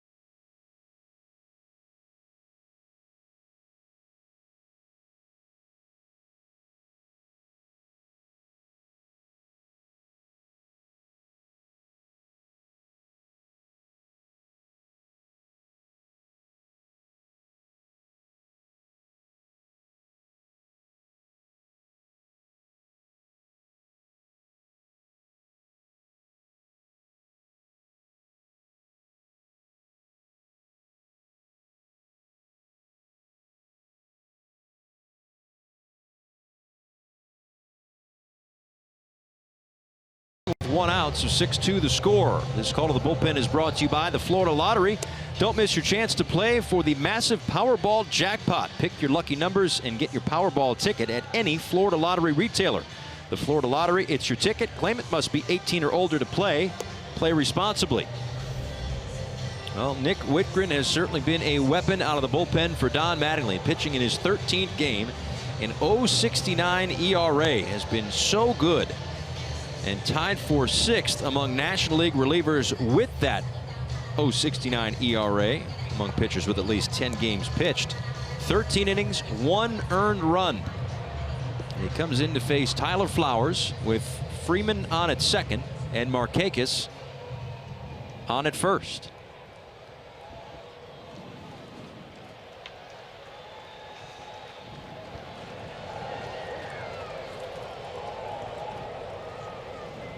Flowers today is 0 for 1. He walked in the second.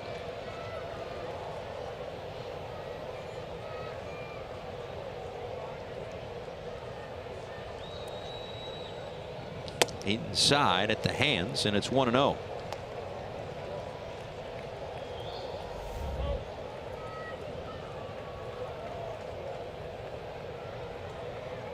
Only one of the 5 inherited runners for Nick Whitgren has come around to score this year. He's been so good in these spots.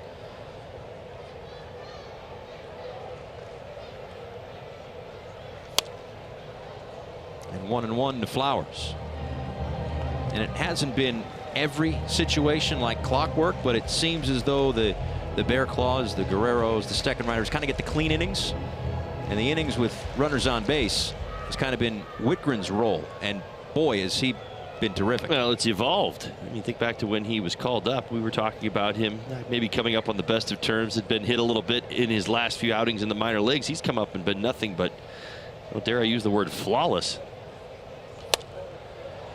And you watch this at bat. I mean, I think back to the first pitch, what he's got Tyler Flowers thinking about. You know, kind of rushed him in 92 miles an hour, up and in just a bit. Has Flowers off his game, so now he goes back with a couple of fastballs, you know, middle third away, and Flowers is still thinking about that first fastball on the inside part of the plate.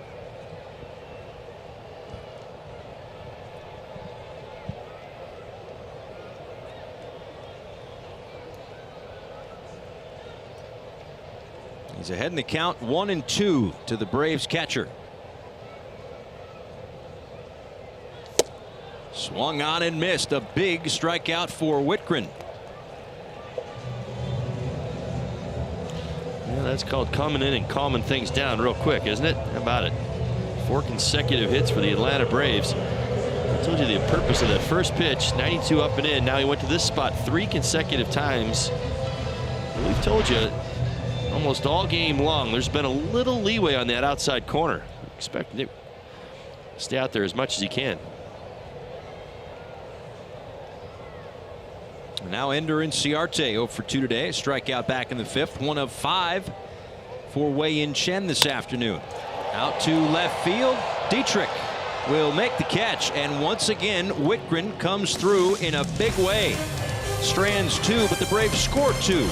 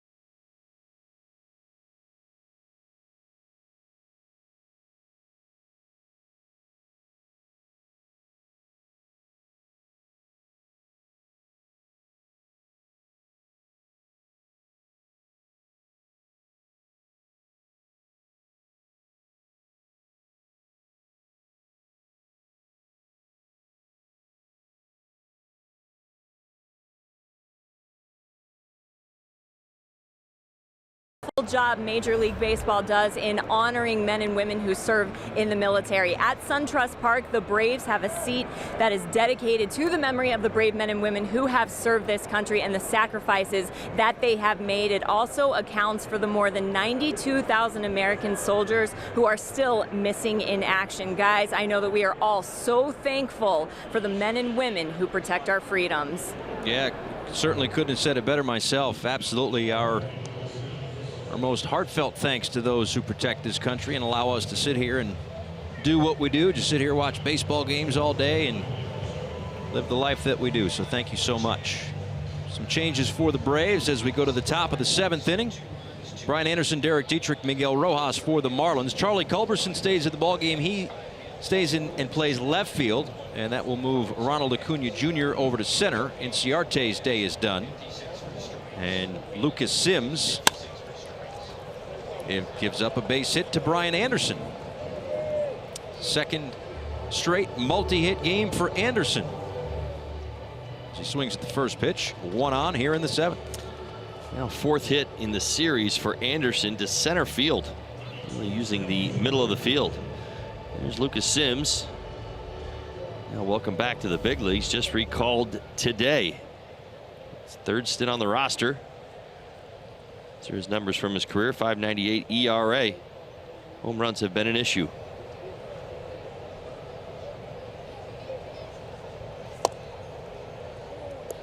Outside to Derek Dietrich. Reached a couple of times. A single back in the 5th, walked and scored in the 4th. Came around on the Lewis Brinson grand slam, first of his career, 6th homer in 2018. The big blow, and right now the difference in this one. Check on Anderson, who was on at first base after his 12th multi-hit effort this year. Drew Steckenrider up for the Marlins. Now Sims, 4-seam fastball, sinker, curveball. Does have a changeup, uses it sparingly.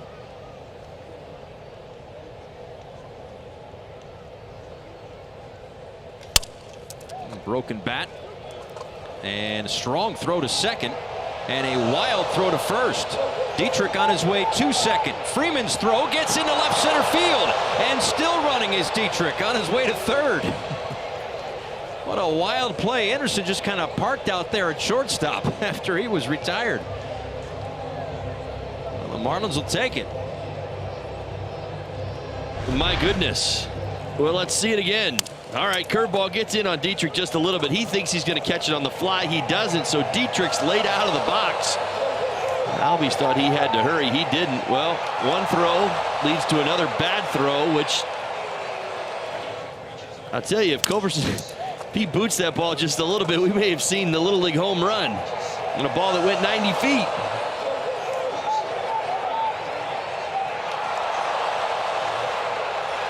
What a crazy play that was. It's officially scored a fielder's choice to get to first, an E4 to get to second, and an E3 to get to third. Yeah, that's about right. Yeah. All right. Now here's Miguel Rojas. Braves will play the infield in against Rojas. He's been on base 3 times in this one.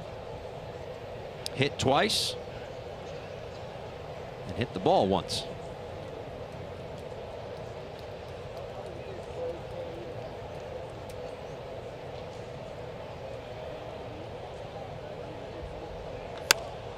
And this one driven out to left field.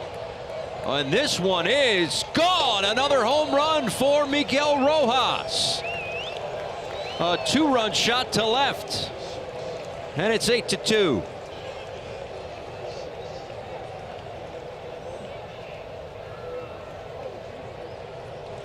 Now maybe a little payback for a couple of hit by pitches.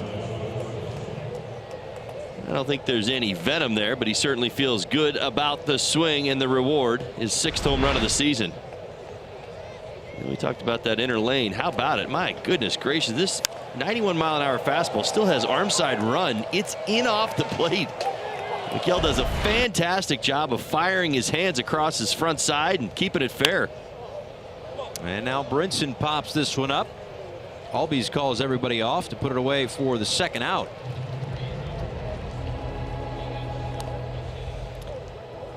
Take a trip to 1993 as the Marlins celebrate their 25th anniversary. Join us the weekend of June 8th through the 10th with some of your favorite World Series champs, throwback moments, giveaways, and much more. Wear your teal as the Marlins take on the Padres in our throwback jerseys as well. Visit marlins.com/25. J.B. Shuck to pinch hit.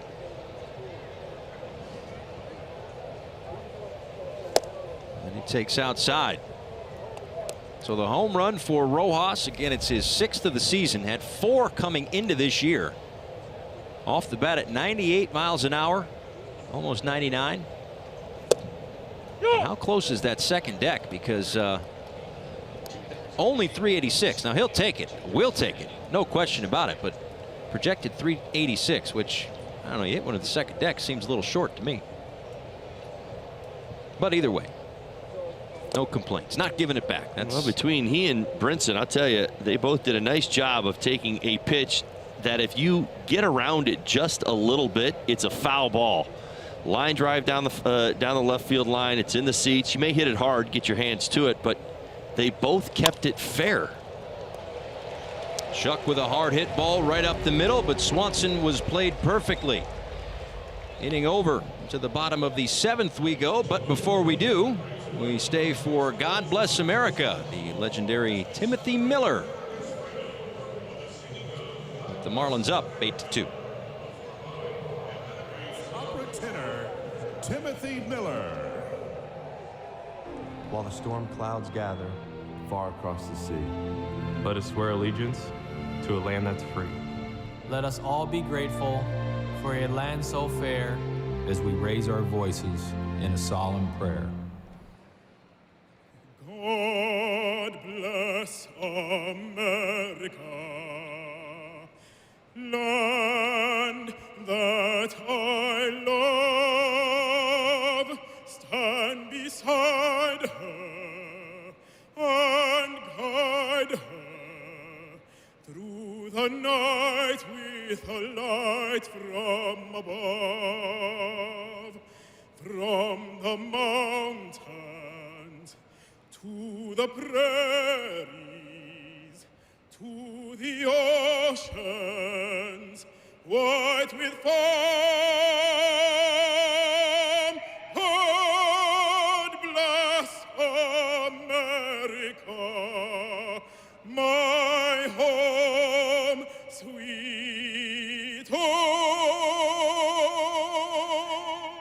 God bless America,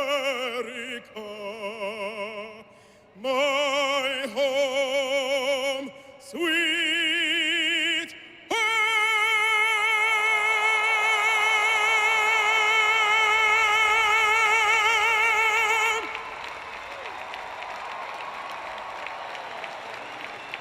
Ladies and gentlemen, boys and girls, the Atlanta Braves invite all of our guests to sing along.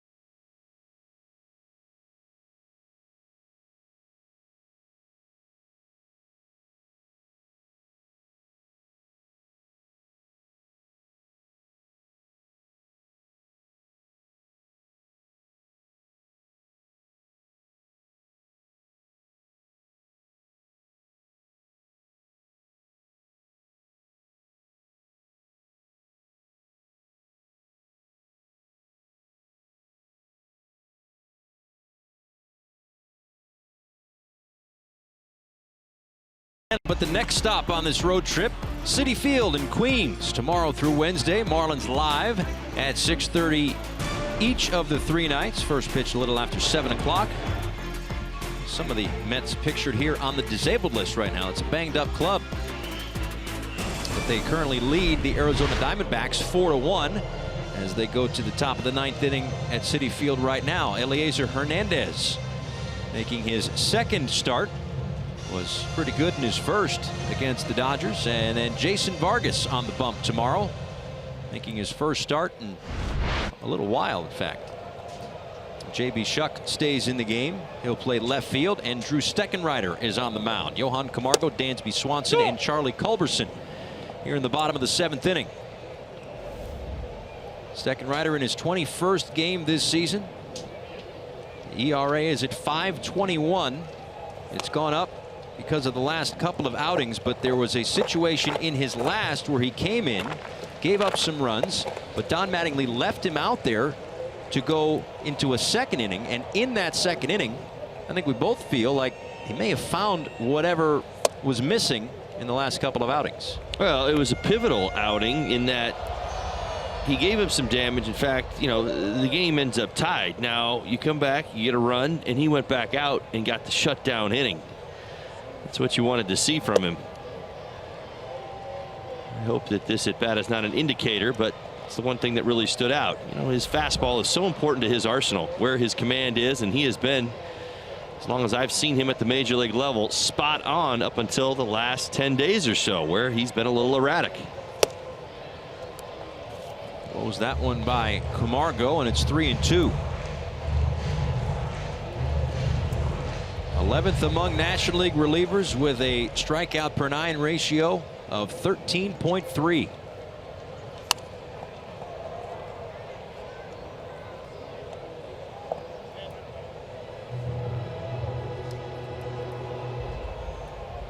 Marlins with an 8-2 lead. 6 runs in the 4th inning, including a Lewis Brinson grand slam. Braves scored 2 in the bottom of the 6th.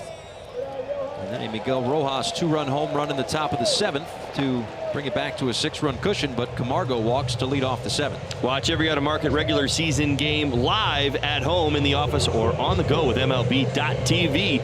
Your subscription includes MLB at Bat Premium, allowing you to watch live baseball on your favorite supported devices. Blackout and other restrictions apply. Visit MLB.tv for details.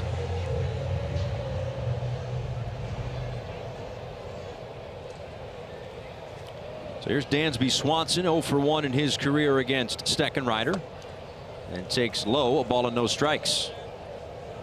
Swanson today 0 for 2 with a strikeout. Made his return to the Braves lineup in last night's ball game. Missed 13 games with left wrist inflammation. 1-1.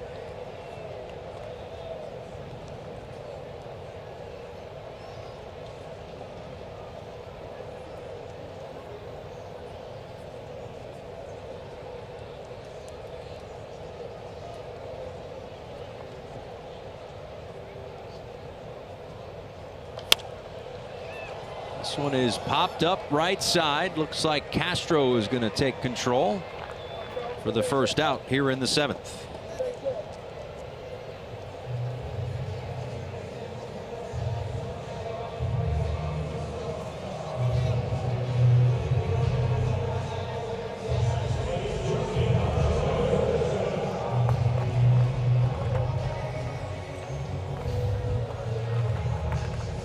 There's Charlie Culberson.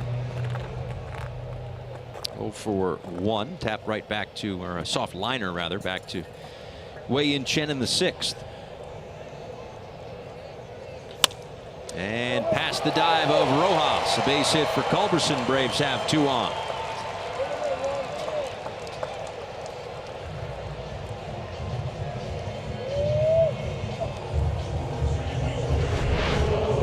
Now Culberson wastes no time. First pitch fastball out over the plate, center. Hard ground ball through the left side. His first hit of the day.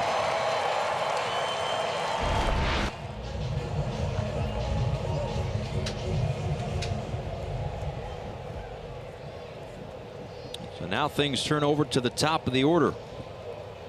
Ozzie Albies with a base hit, scored one of the 2 runs in that 6th inning for Atlanta.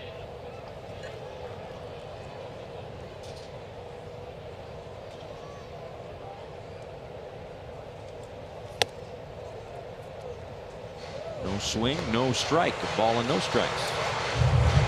Right at the top of the zone. Rio Muto is asking home plate umpire Roberto Ortiz where that one was. Right at the top of the zone. And in his estimation, above it. The 1-0.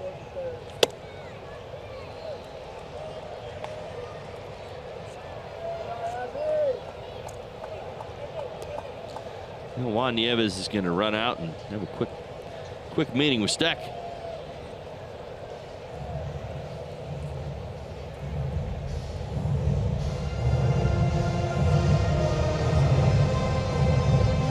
Well, we know the Braves can strike quickly. They did so last night against Jose Urena. Scored 4 runs in an inning. An inning where Urena threw 16 pitches. Braves took the middle game of this 3-game set. Marlins in control at the moment, up by 6, but again 2 on, 1 out. You got Albies now, Acuna next, perhaps Freeman. And now 3-0.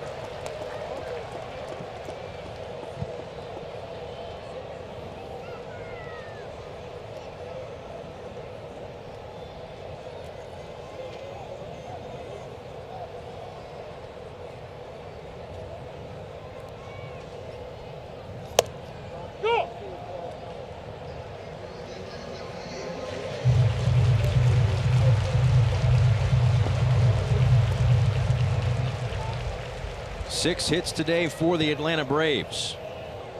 The 1 through 4 hitters have 5 of those hits.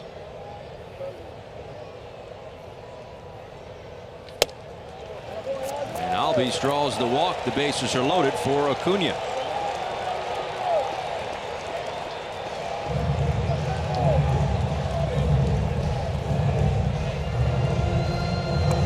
Certainly don't want to dare this Atlanta Braves offense to wake up. You mentioned it yesterday. Quick strike. Certainly possibility to do it again here as they venture into the middle of this Braves lineup.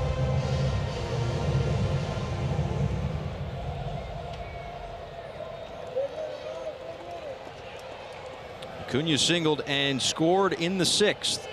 And rips one into left field. A base hit. 1 run will score. Here comes a second. Culberson's in, and it is now 8-4.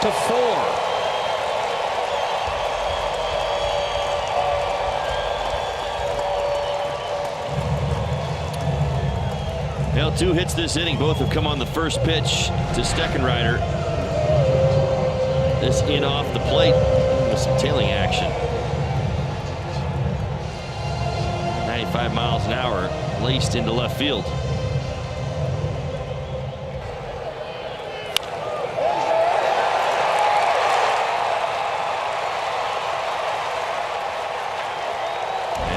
Freeman with 2 on, 1 out. The Braves down 3.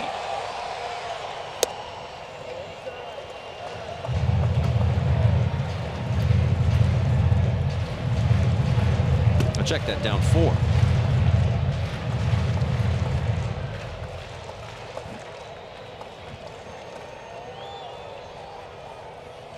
The 1-0 pitch is sent out to center field.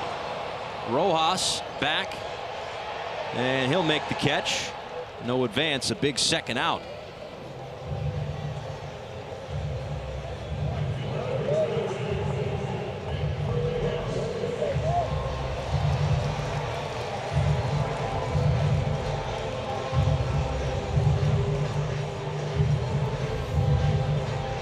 So here's Markakis.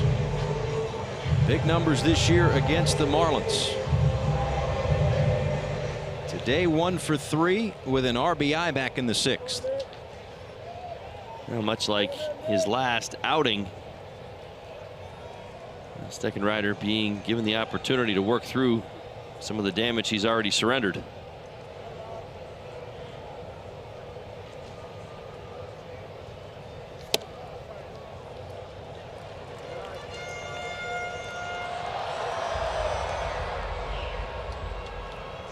Small sample size, but success nonetheless for Markakis in his career against Steckenrider. Always the runner at second and Acuna Jr. at first. 2 runs home to match the 2 that the Marlins scored in the top of the inning. Throw to second, and a nice job by Rojas to keep that one from getting into center field. I love the idea. Rojas trying to help Steck out just a bit.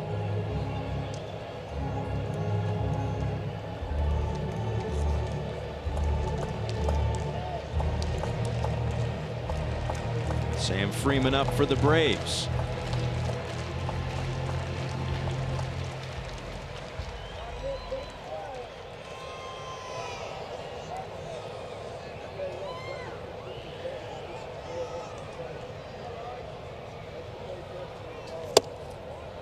Strike on the edge, 1-1.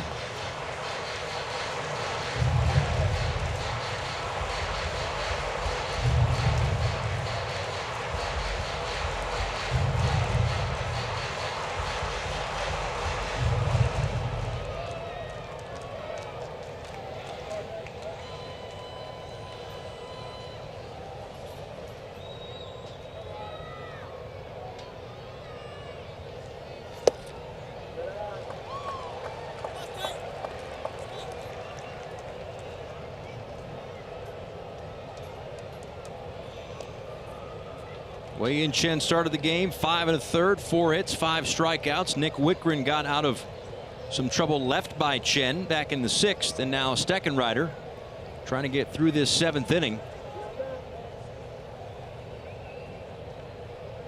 2-1 pitch on the ground to Bohr. And 2 runs in, but it's still a 4-run cushion for the Marlins through 7.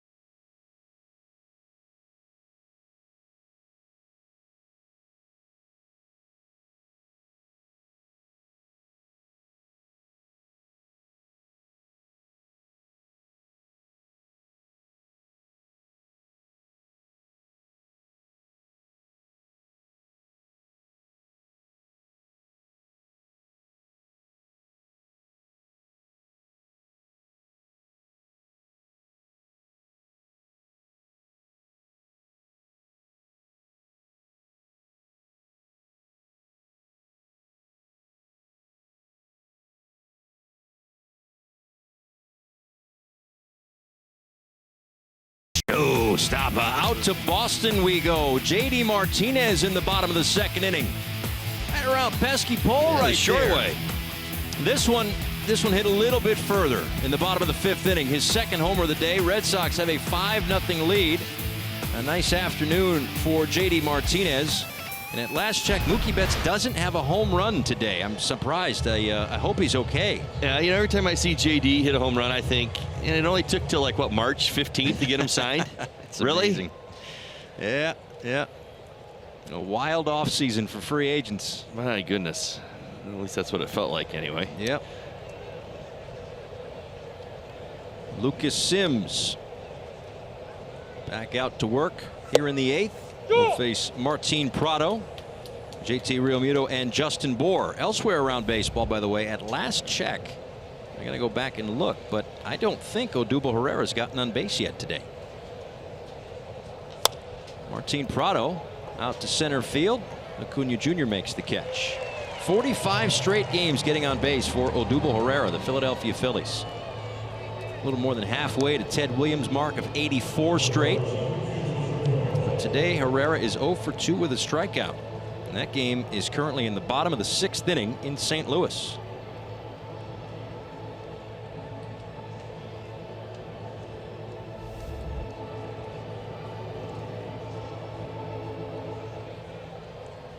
Realmuto's been on base today, walked back in the 6th inning.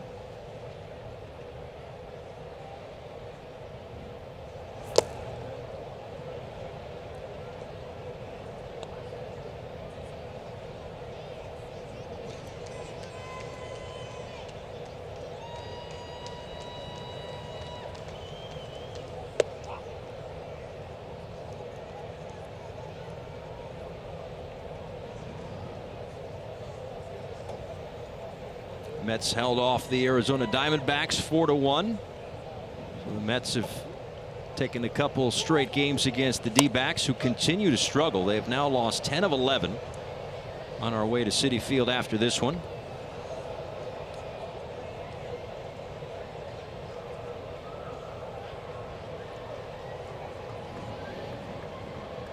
Seven strikeouts in 7 innings from Noah Syndergaard today.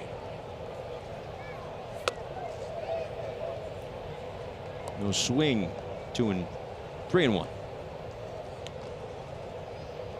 Vargas, Wheeler, DeGrom, the 3 starting pitchers from the Mets that the Marlins will see in the next 3 days at Citi Field.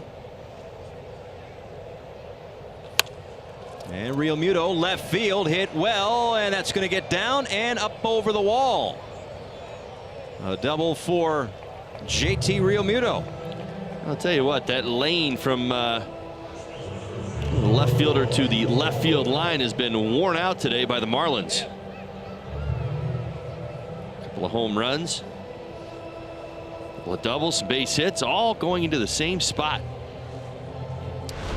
here at SunTrust. Nice swing again, pulling that bottom hand through, pulling the knob down and around the front side. By the way, another intentional walk for Justin Bour. That's a 4-walk day for Justin Bour, who's been lifted for a pinch runner. I don't know. I mean, what's crazier, 4 walks or the triple? It's one of those days, right? How about that? So Rivera takes over at first base. A productive day for Justin Bour, even though he only had the 1 hit, but it was a big one because it kick-started a 6-run 4th inning for the Marlins. Triple to dead center field off the wall. Inciarte made a bid for it, came up empty, and next thing you know, the Marlins put 6 up in the 4th inning.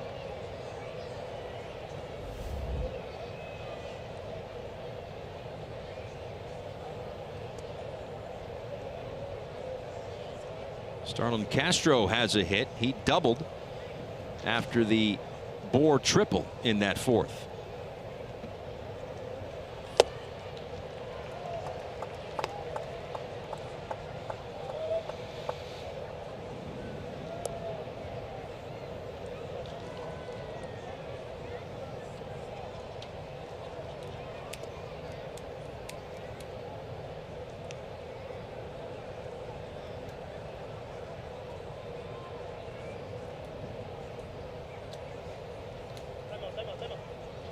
Sounded like Castro wanted time, wasn't granted to him. He'd take upstairs anyway, 1-2.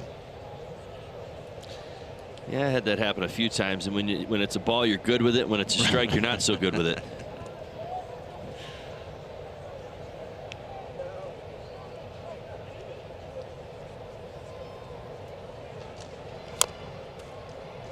Nice job fighting off a tough breaking ball, outside part.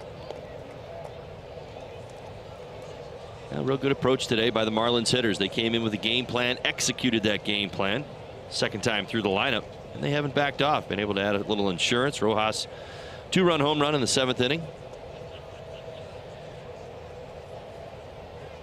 Quality at bats, taking their walks. They've hit with runners in scoring position. All adds up to a 4-run lead here in the 8th. Yeah, 4 for 7 with runners in scoring position today. They were 0 for 9 in the first 2 games of this series. Cashed in on opportunities. Again, a couple of home runs, one from Brinson a grand slam, one from Rojas, a 2-run shot. Each their 6th on the year. 2-2 to Castro, right into the glove of Flowers, and there are 2 away.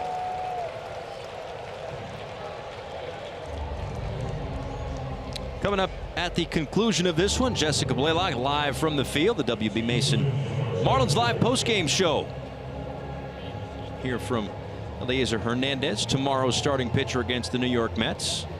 A 6th spot in the 4th inning against Julio Teheran as the bats come to life for the Marlins this afternoon. 8 runs, 10 hits. Yeah, I think a lot will get lost with the offensive output. We certainly get excited about the offense and the home runs. Pretty solid start from Chen today. I have to admit, I didn't feel like the matchup favored him well today. This Braves team had been rolling, had been handling lefties pretty well, and he came out. I guess like we all kind of picked up on, there was a little extra on that outside corner today as far as balls and strikes are concerned, and boy, oh boy, did he exploit that. He went there again and again. Started adding the breaking ball there, the change up there, did a fantastic job of just taking advantage of a few extra inches off that outside corner.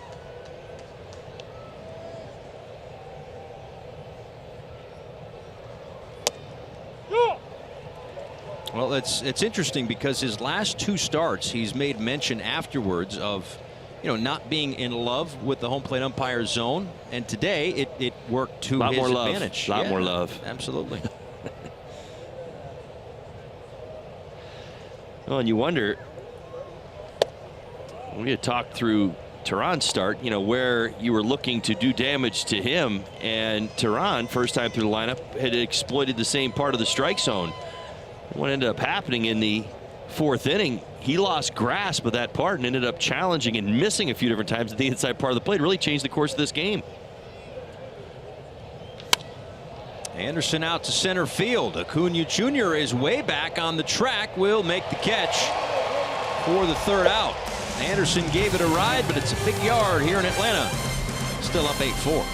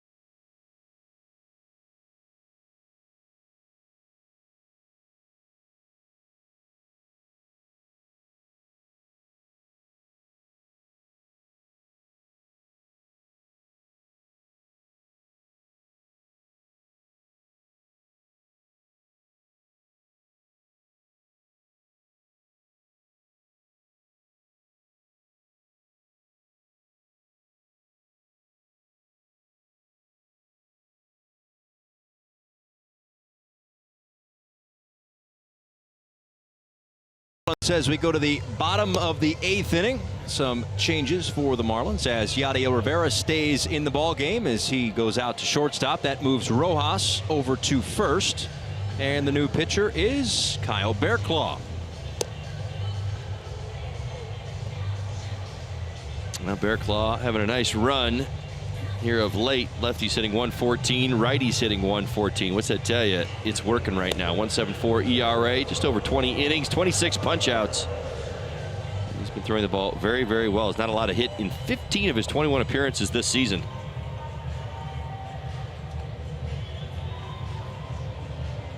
So it's going to be Tyler Flowers to lead things off against Kyle Bearclaw. Looks like a pinch hitter, Preston Tucker, has moved into the on-deck circle. And then Johan Camargo due up third in this inning.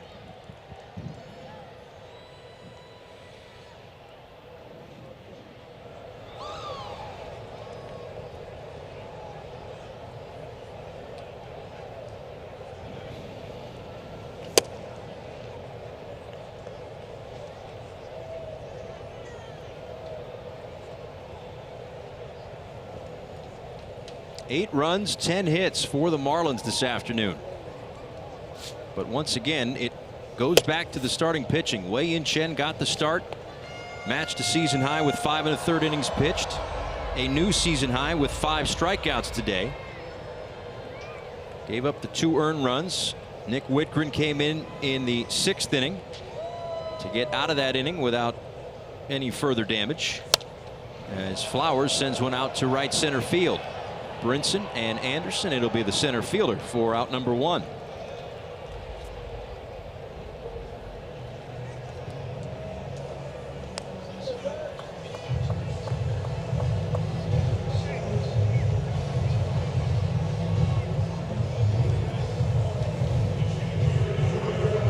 And it is, in fact, Preston Tucker to pinch hit. He has been something of a pinch hitter extraordinaire this year for the Atlanta Braves. Yeah, 6 for 16 on the season, 6 for his last 12. That's right, it's 500. Be very careful.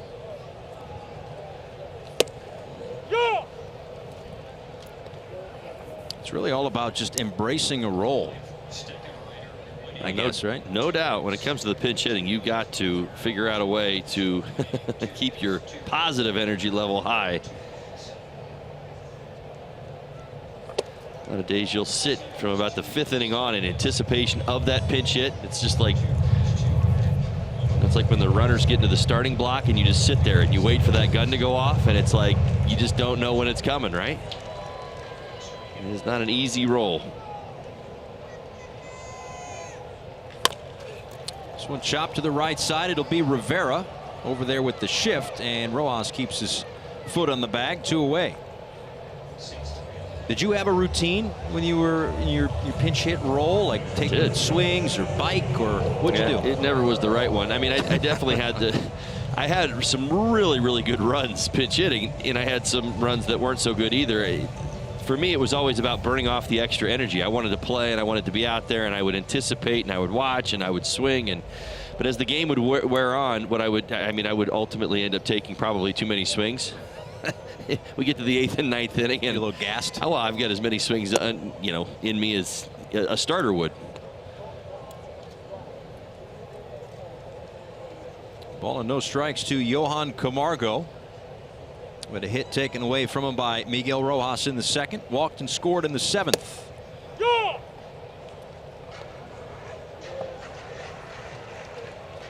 1-1.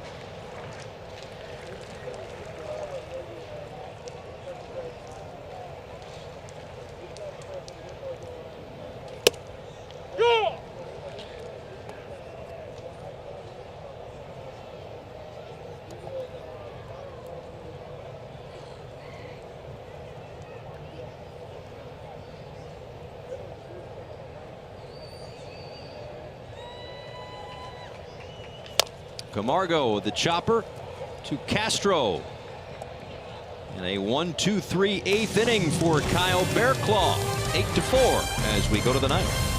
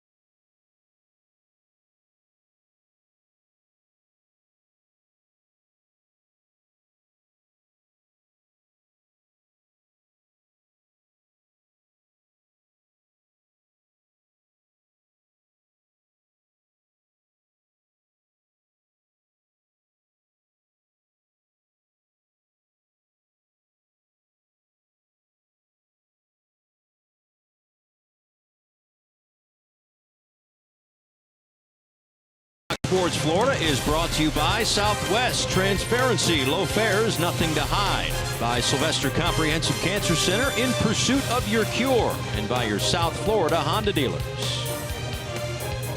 7:55, all part of the tribute to the great Hank Aaron.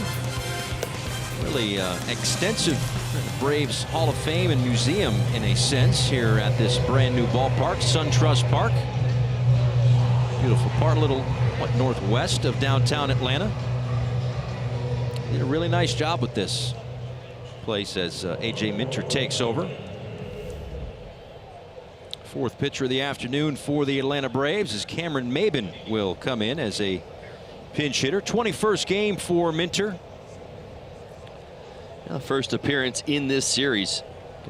Good numbers and a big arm. 96-mile-an-hour fastball, 92-mile-an-hour slider.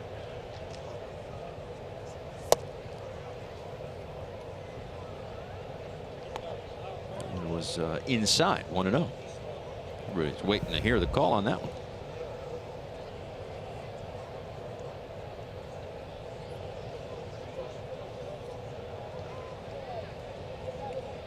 Maybe hitting .263 when he comes off the bench. But in his last 25 games overall, hitting right around that same number, .262, as Brad Ziegler loosens.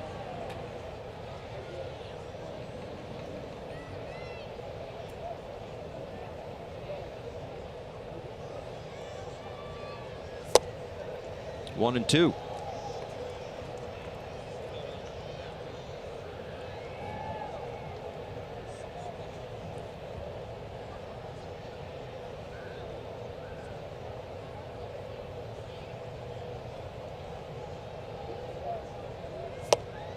And Maben strikes out for the first out here in the ninth.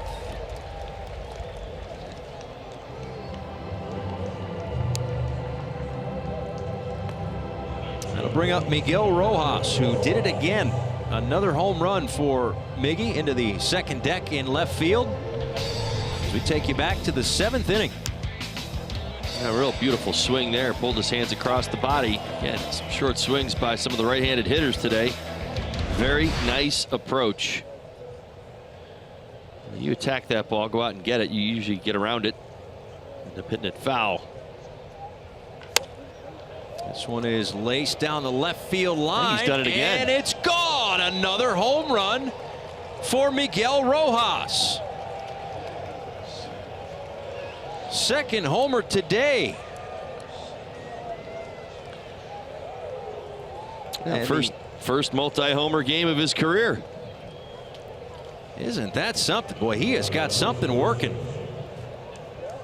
That's his 4th 3-hit game this year. I think everybody seems to be a little shocked. I love it. Yeah. Stunned silence in the dugout. Well, a little chirping in there. Good-natured. For sure. I'll tell you what, you go in there, you're going to pay the price. He's not missing that pitch any longer. We saw him earlier today take a fastball in off the plate and do this. By the way, this one catches a little bit more of the corner, no doubt. Head down on his way to first base. 2 no-doubters. Huge day for Miggy Rojas. Getting it done.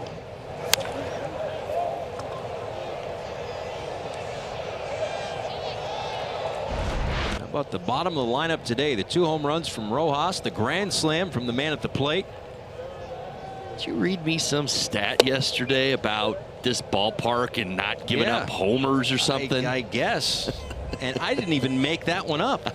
Sometimes I do, but that one I didn't. Well, I'll tell you, the Marlins are making it look small this afternoon.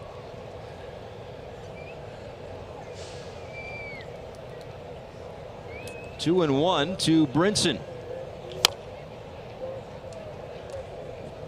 Take a closer look at the home run from Miguel Rojas, his 2nd of the day. So much fun to watch him have success. I mean, I think it's fair, and we probably shouldn't be here any longer now that we're at 7 home runs on the season for Miguel Rojas. But I really do believe even the reaction from his teammates, many of us are still stunned when we watch the success that he's having. And Brinson floats one out, shallow left center, a base hit.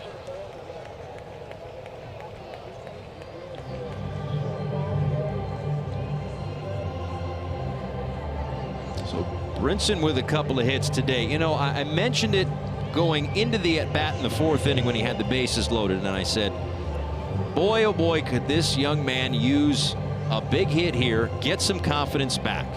Now that last hit, little flare. But you know what? It's another hit. It's a 2-hit game. He hasn't had one of those in a while. Yeah, it has. It's been a little while. No doubt about it. Well, it's a productive day. We've told you, it's not easy to hit out of the 8th spot in the lineup under any circumstances, whether you're hot or cold, indifferent.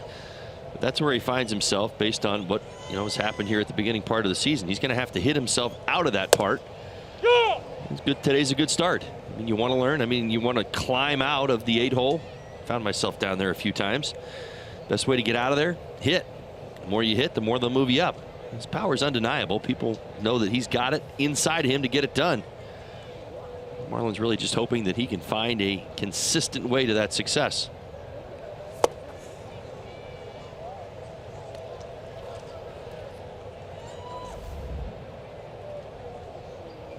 J.B. Shuck in as a pinch hitter back in the 7th inning, getting his 2nd plate appearance this afternoon. I mean, with the 2-hit day for Brinson, look, he's hitting 168, right? It's certainly not great, and he's not going to be back to a 300 hitter by tomorrow. We understand that, right? But it's just a matter of working your way back. And just as a team, let's go out there and win series to get back to where we want to be. It's kind of the same thing for a hitter, right? Get a hit, get a couple of hits here and there. Contribute. You can't have 6-hit days every day. Listen, you contribute. You just try to put yourself in a position to have a positive impact on the game that day, and you wait till the hot happens. I think that's what we're all waiting for with Brinson, is that stretch of hot 4-hit game followed up by a 2-hit day, and then like 2 days later he goes 5 for 5 or something like that. And next thing you know, you're off and running. It usually goes that way for hitters. He hasn't really hit that stride yet where he just kind of, you know, that 10 for 20 or that 15 for 30 that hitters get into.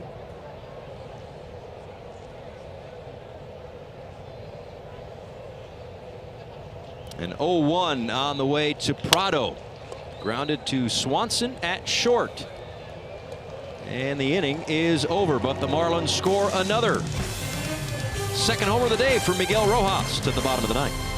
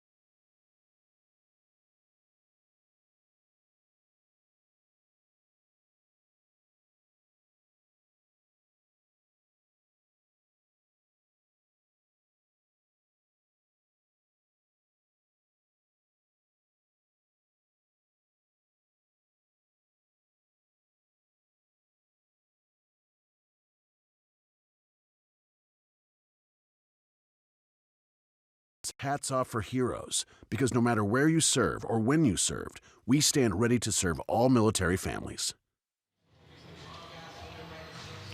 Welcome back to SunTrust Park. The Marlins are 3 defensive outs away from taking 2 out of 3 from the first place Atlanta Braves, as Brad Ziegler is on for his 20th game of the season. Not long ago, picked up his 100th career save against this very same Braves team. Last Friday at home. This not a save situation with a 5-run lead. But Ziegler out to get some work nonetheless against the 8, 9, and 1 spots for the Braves. Dansby Swanson Looks like Ryan Flaherty on deck, and then the top of the order, Ozzie Albies.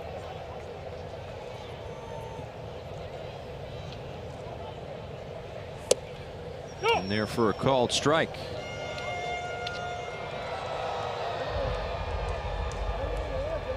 Swanson today is 0 for 3. Struck out back in the third. A couple of pop-ups. Ziegler's done a very nice job retiring the leadoff hitter. 17 of the first 19 he's faced. He's been able to retire. So getting out of the gates relatively good, 89.5% of the time.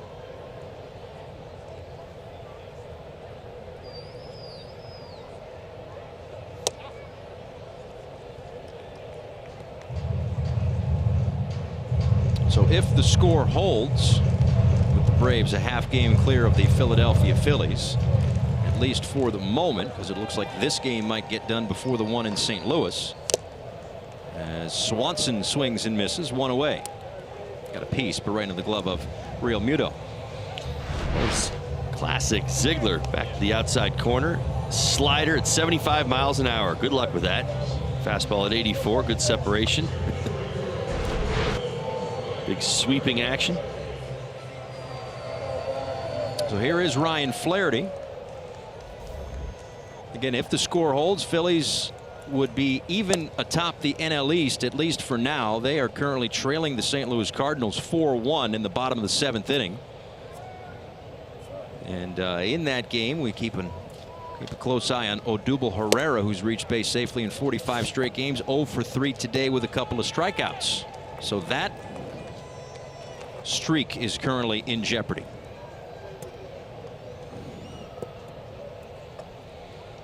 The 2-0 to Flaherty. In there for a called strike.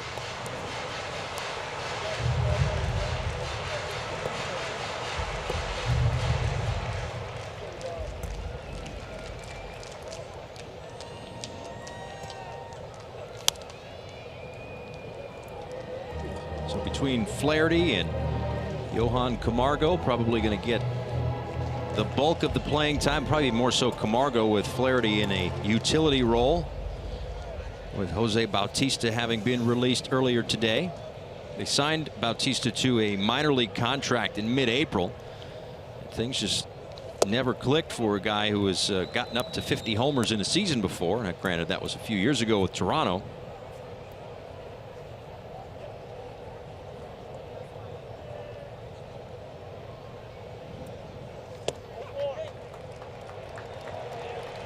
Flaherty draws the walk. 1-on-1 out here in the ninth. Only the third walk on the season for Ziegler.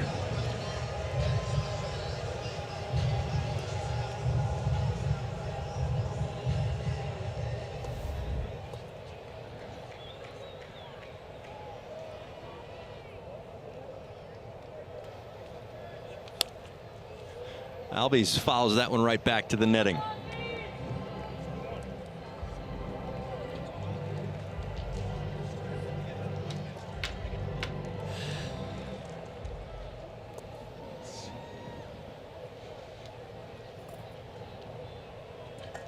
Albies singled and scored back in the 6th inning. Runner on the move, and he will head all the way to third on the base hit. Marlins weren't keeping Flaherty on with a 5-run lead and 1 out in the 9th, but the Braves have 2 on. Well, the Marlins have done a nice job with Albies all series long, up until the last 3 at bats. He's woken back up again, a couple of base hits and a walk. This hit number 2 on the day.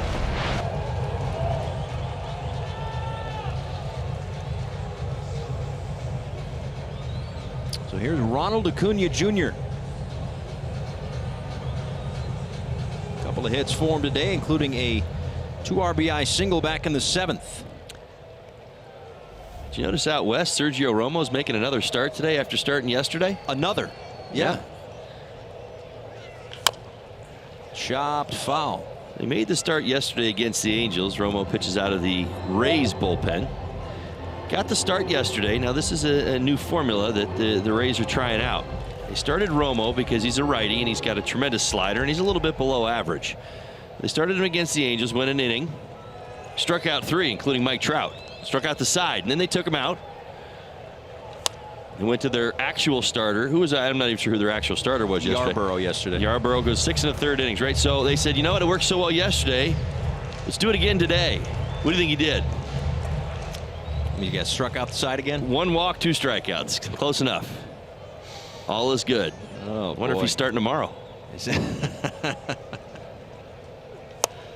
going to be a revolution now? Is that what this is going to be? You know how this works in our sport. You come up with something new, a grand idea, and you watch the copycats. It just starts boom, boom, boom, boom, boom. Everybody will be doing it. So 29 other teams are going to run the Wildcat Brad Ziegler's starting tomorrow. Really? All right. Hey, fantastic.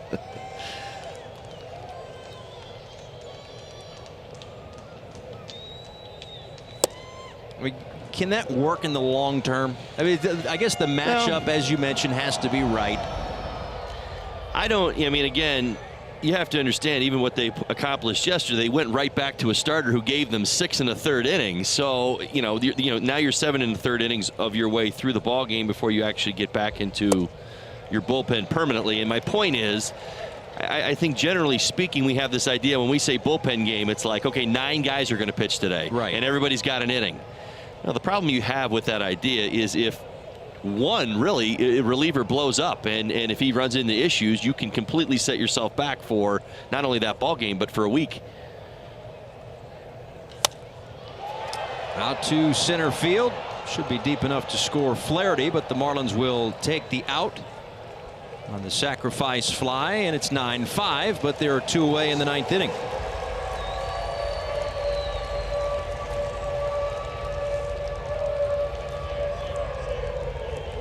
I mean, who am I to argue? Because it's worked 2 days in a row, but like, I think it's neat. Yeah, absolutely. But like, in the grand scheme of things, you don't like it, do you? Well, don't we want to groom guys to go up against the Freemans and the Trouts and the Vottos and succeed that way? I think we do, but I think that there's a lot of creative thought in the game today, and it's as simply as understanding that Sergio Romo's best used. If you could guarantee yourself that here's the thing: if Romo comes in the 7th or 8th inning, you potentially have bench players that factor into it. Maybe he gets 2 righties and a lefty. Okay. Point is, the game starts. You put your lineup together. Your lineup's your lineup. So they're saying, well, we're serving Sergio better and we're serving ourselves better because we feel like we almost have a guarantee here with 3 consecutive right-handers. There's no manipulation there. You're not changing your lineup. Mike Scioscia's not like, let's put a pinch hitter in. Yeah, but why not? It's the 1st inning. Can't bring that guy back if you pinch hit for somebody. No, but I guess the question would be is if the starters or if the pitchers on one side are going to kind of go upside down, right. why wouldn't the lineup then go upside down? Well, and maybe if you're, let's just say it's 7, 8, 9, lefty, lefty, righty, whatever. Right. But have them 1, 2, 3. I think this is as much about the Angels as it is about anything else. They don't have the ability to really stagger themselves. Their lefties have been struggling. Cole Calhoun's not off to a great start. I think Louis Valbuena has been down a little bit. The point is that they really can't stagger themselves. Right. If they could, I'm not sure the Rays would do it. Then it's just a cat and mouse game. Whoever makes the last change. Well, and that's what always happens late in a National League game anyways, the cat and mouse game. You're just bringing it to the 1st inning if, in fact, you try to play that way. But no manager's willing to do that. He's not going to sacrifice his players in the 1st. Right. Mariano Rivera starting for the Yankees tomorrow night in Texas, by the way. 2-2 to Freeman. The count runs full. Yeah, it's an interesting debate. I mean, I don't think the Rays will, even though it, again, successful for 2 straight days, they're not going to do it 162 games a year. Right place, right time. I think it's an isolated incident, but it's interesting to see it work. I think it definitely develops creative thought and encourages people to think outside the box. Payoff pitch to Freeman. Stays alive. He'll see another.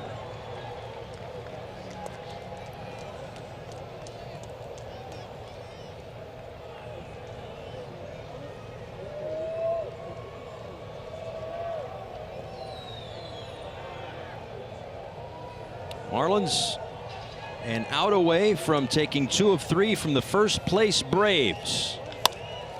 And Rojas on the backhand flips to Ziegler, and that one gets by him. A run will come in, and it's now 9-6.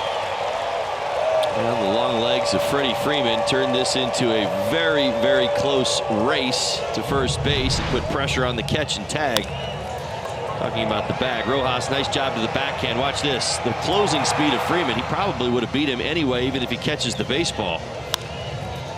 And he hustles right out of the box. Maybe one slight hesitation step from Ziegler.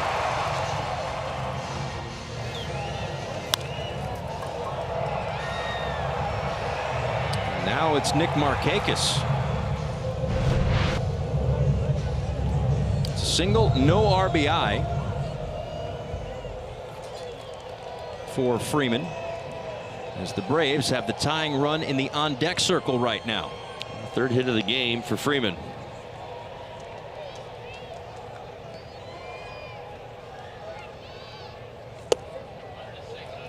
And that's a defensive indifference that allows Freeman to get to second base.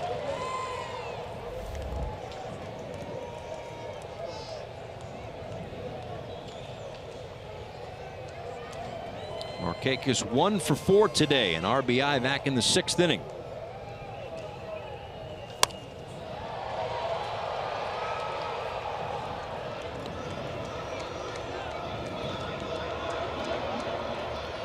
Two runs home in the inning for the Braves. And 27 pitches for Brad Ziegler.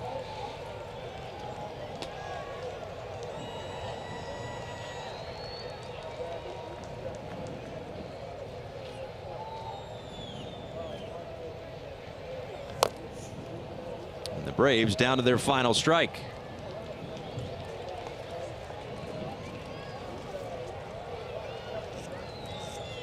Marlins a game over 500 over the course of their last 23 games.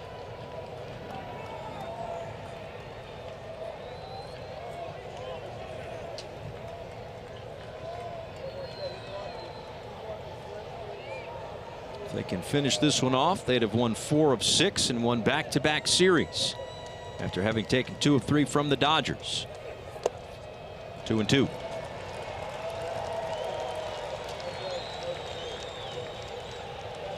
Well, we've seen the Braves' relentlessness with 2 outs over the last week or so. Putting a little bit of that here. What was seemingly a lockdown win for the Marlins. Well, it felt that way about 29 pitches ago.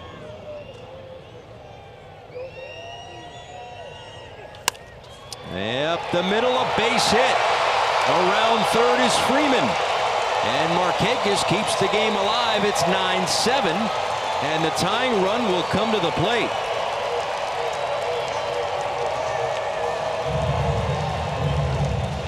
Now, sometimes the ground balls find holes against Ziegler. He wants the ball on the ground as much as possible. Last couple of hits, just that, on the ground, but hit hard, and they find holes. Markakis right back through the middle.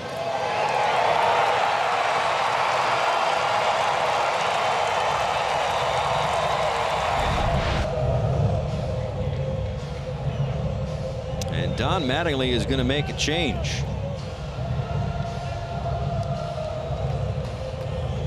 It's going to do it for Brad Ziegler. Marlins 1 out away from a win. The Florida Lottery calling the bullpen.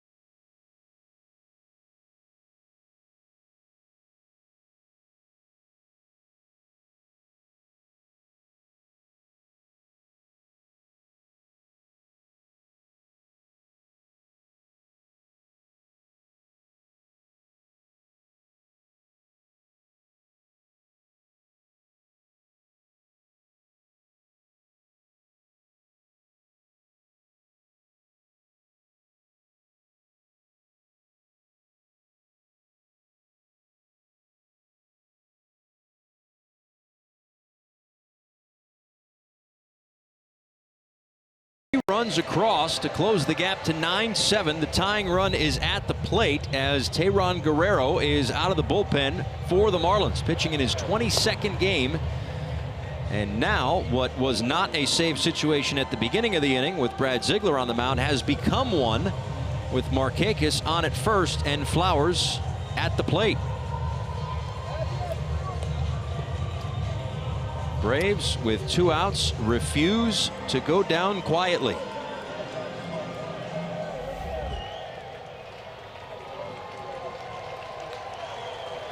It will be Flowers. Walked in the 2nd, flew out in the 4th, struck out in the 6th, and flew out in the 8th.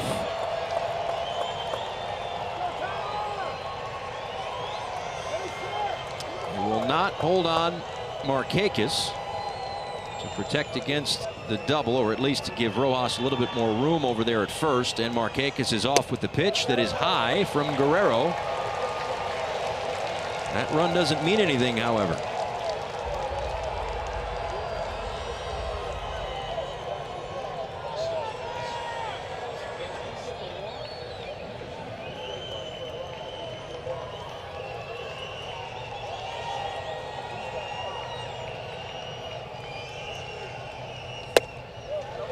Two 2-0.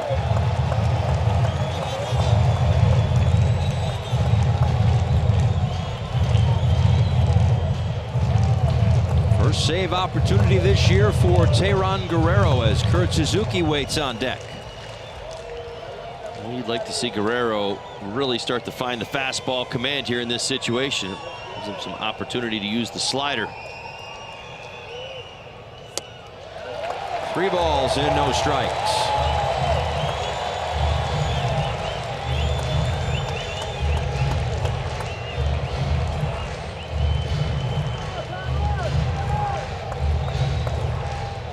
If Guerrero earns his first career save, it will come after some nail biting. 3-0.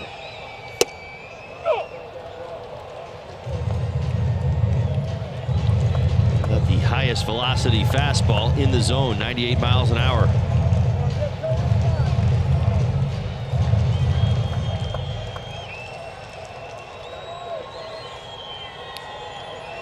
Markakis at second. 3-1. And the tying runs are on with 2 outs in the 9th.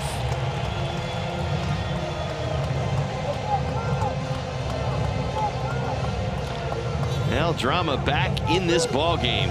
Think back to all the insurance runs the Marlins were able to pick up after their big 4th inning. They all mattered. Kurt Suzuki, 6 home runs, certainly capable of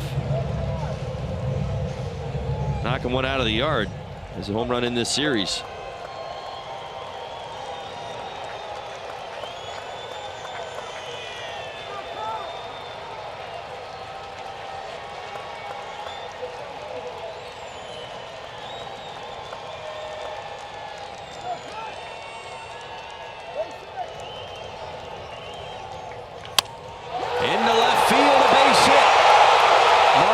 Around third, he'll score, and it's 9-8.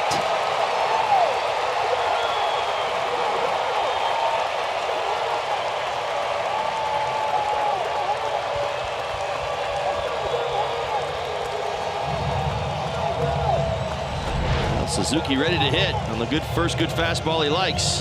This one up just a bit out over the plate. And he rips it in the left for an RBI single. The tying run on second. Winning run on first base. Juan Nieves out to the mound. Have a little conversation.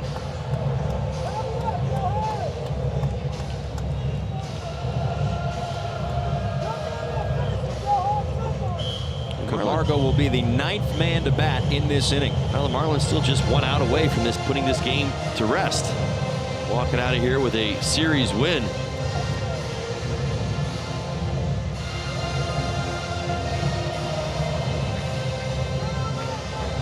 Marlins 7 victories on the road this season, fewest in the National League. A chance to win a series against a really good Braves team if they can get this final out.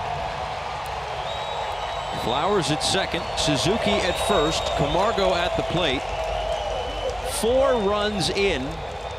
And how big is the second homer of the day for Miguel Rojas in the top of this inning that made it 9-4 at the time? Now it's the difference.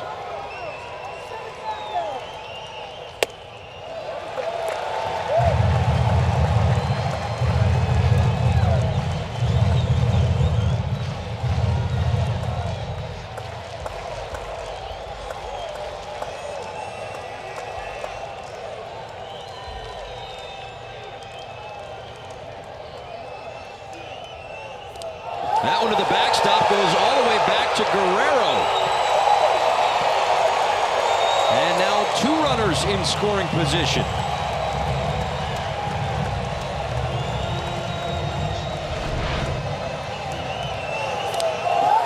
JT really no shot at this. That ball down early, catches the brick wall behind home plate. Carams all the way back out to the mound. Kicks back from inside the left-handed batter's box. He scored a wild pitch.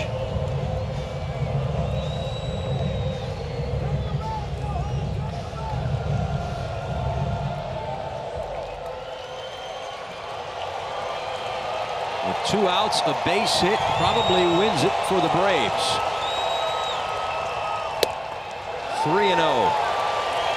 Now, do you just put him on base and set up the force anywhere? That run doesn't mean anything. I think you pitch really carefully. Let's see if he expands the strike zone. You know, you don't want this one anywhere near. You wouldn't think. You got Dansby Swanson in the on-deck circle.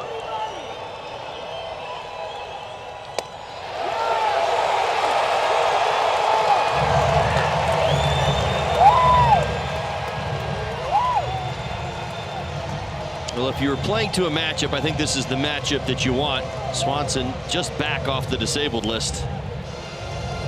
You see the average with runners in scoring position. That was based on his numbers before he went on the DL.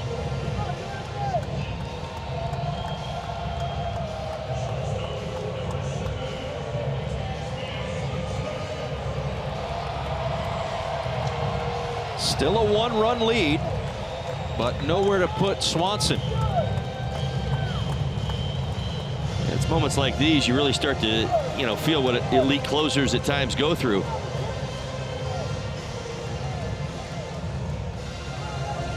Never seems simple, does it?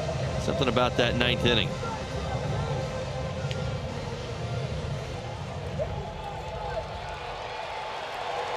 Flowers, Suzuki, Camargo.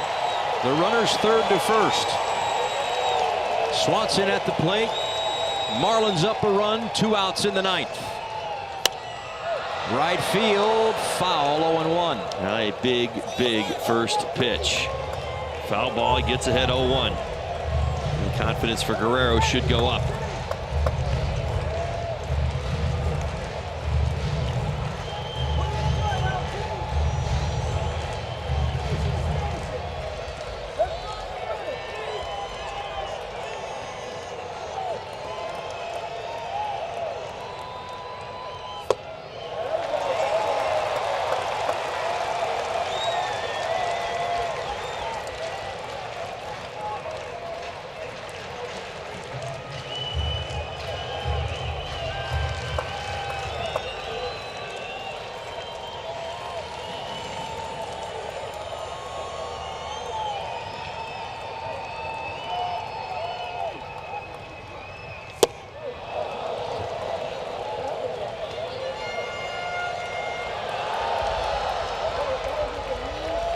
Big strike 2 from Guerrero. 98 at the bottom of the zone.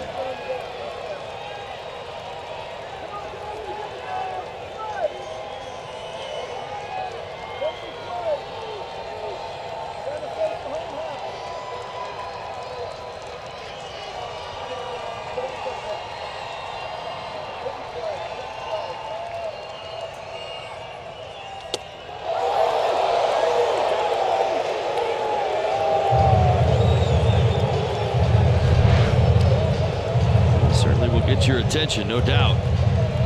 Rarewood stayed away. A little two-seam action up and in. Swanson creeping just a bit out to the outside corner.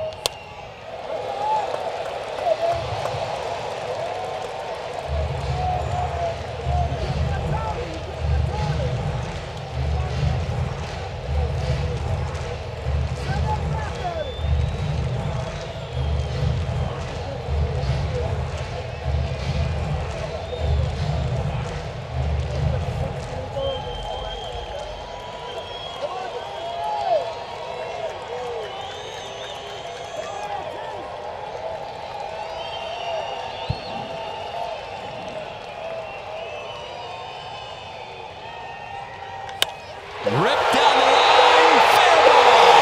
That's going to score 2 and win it for the Braves.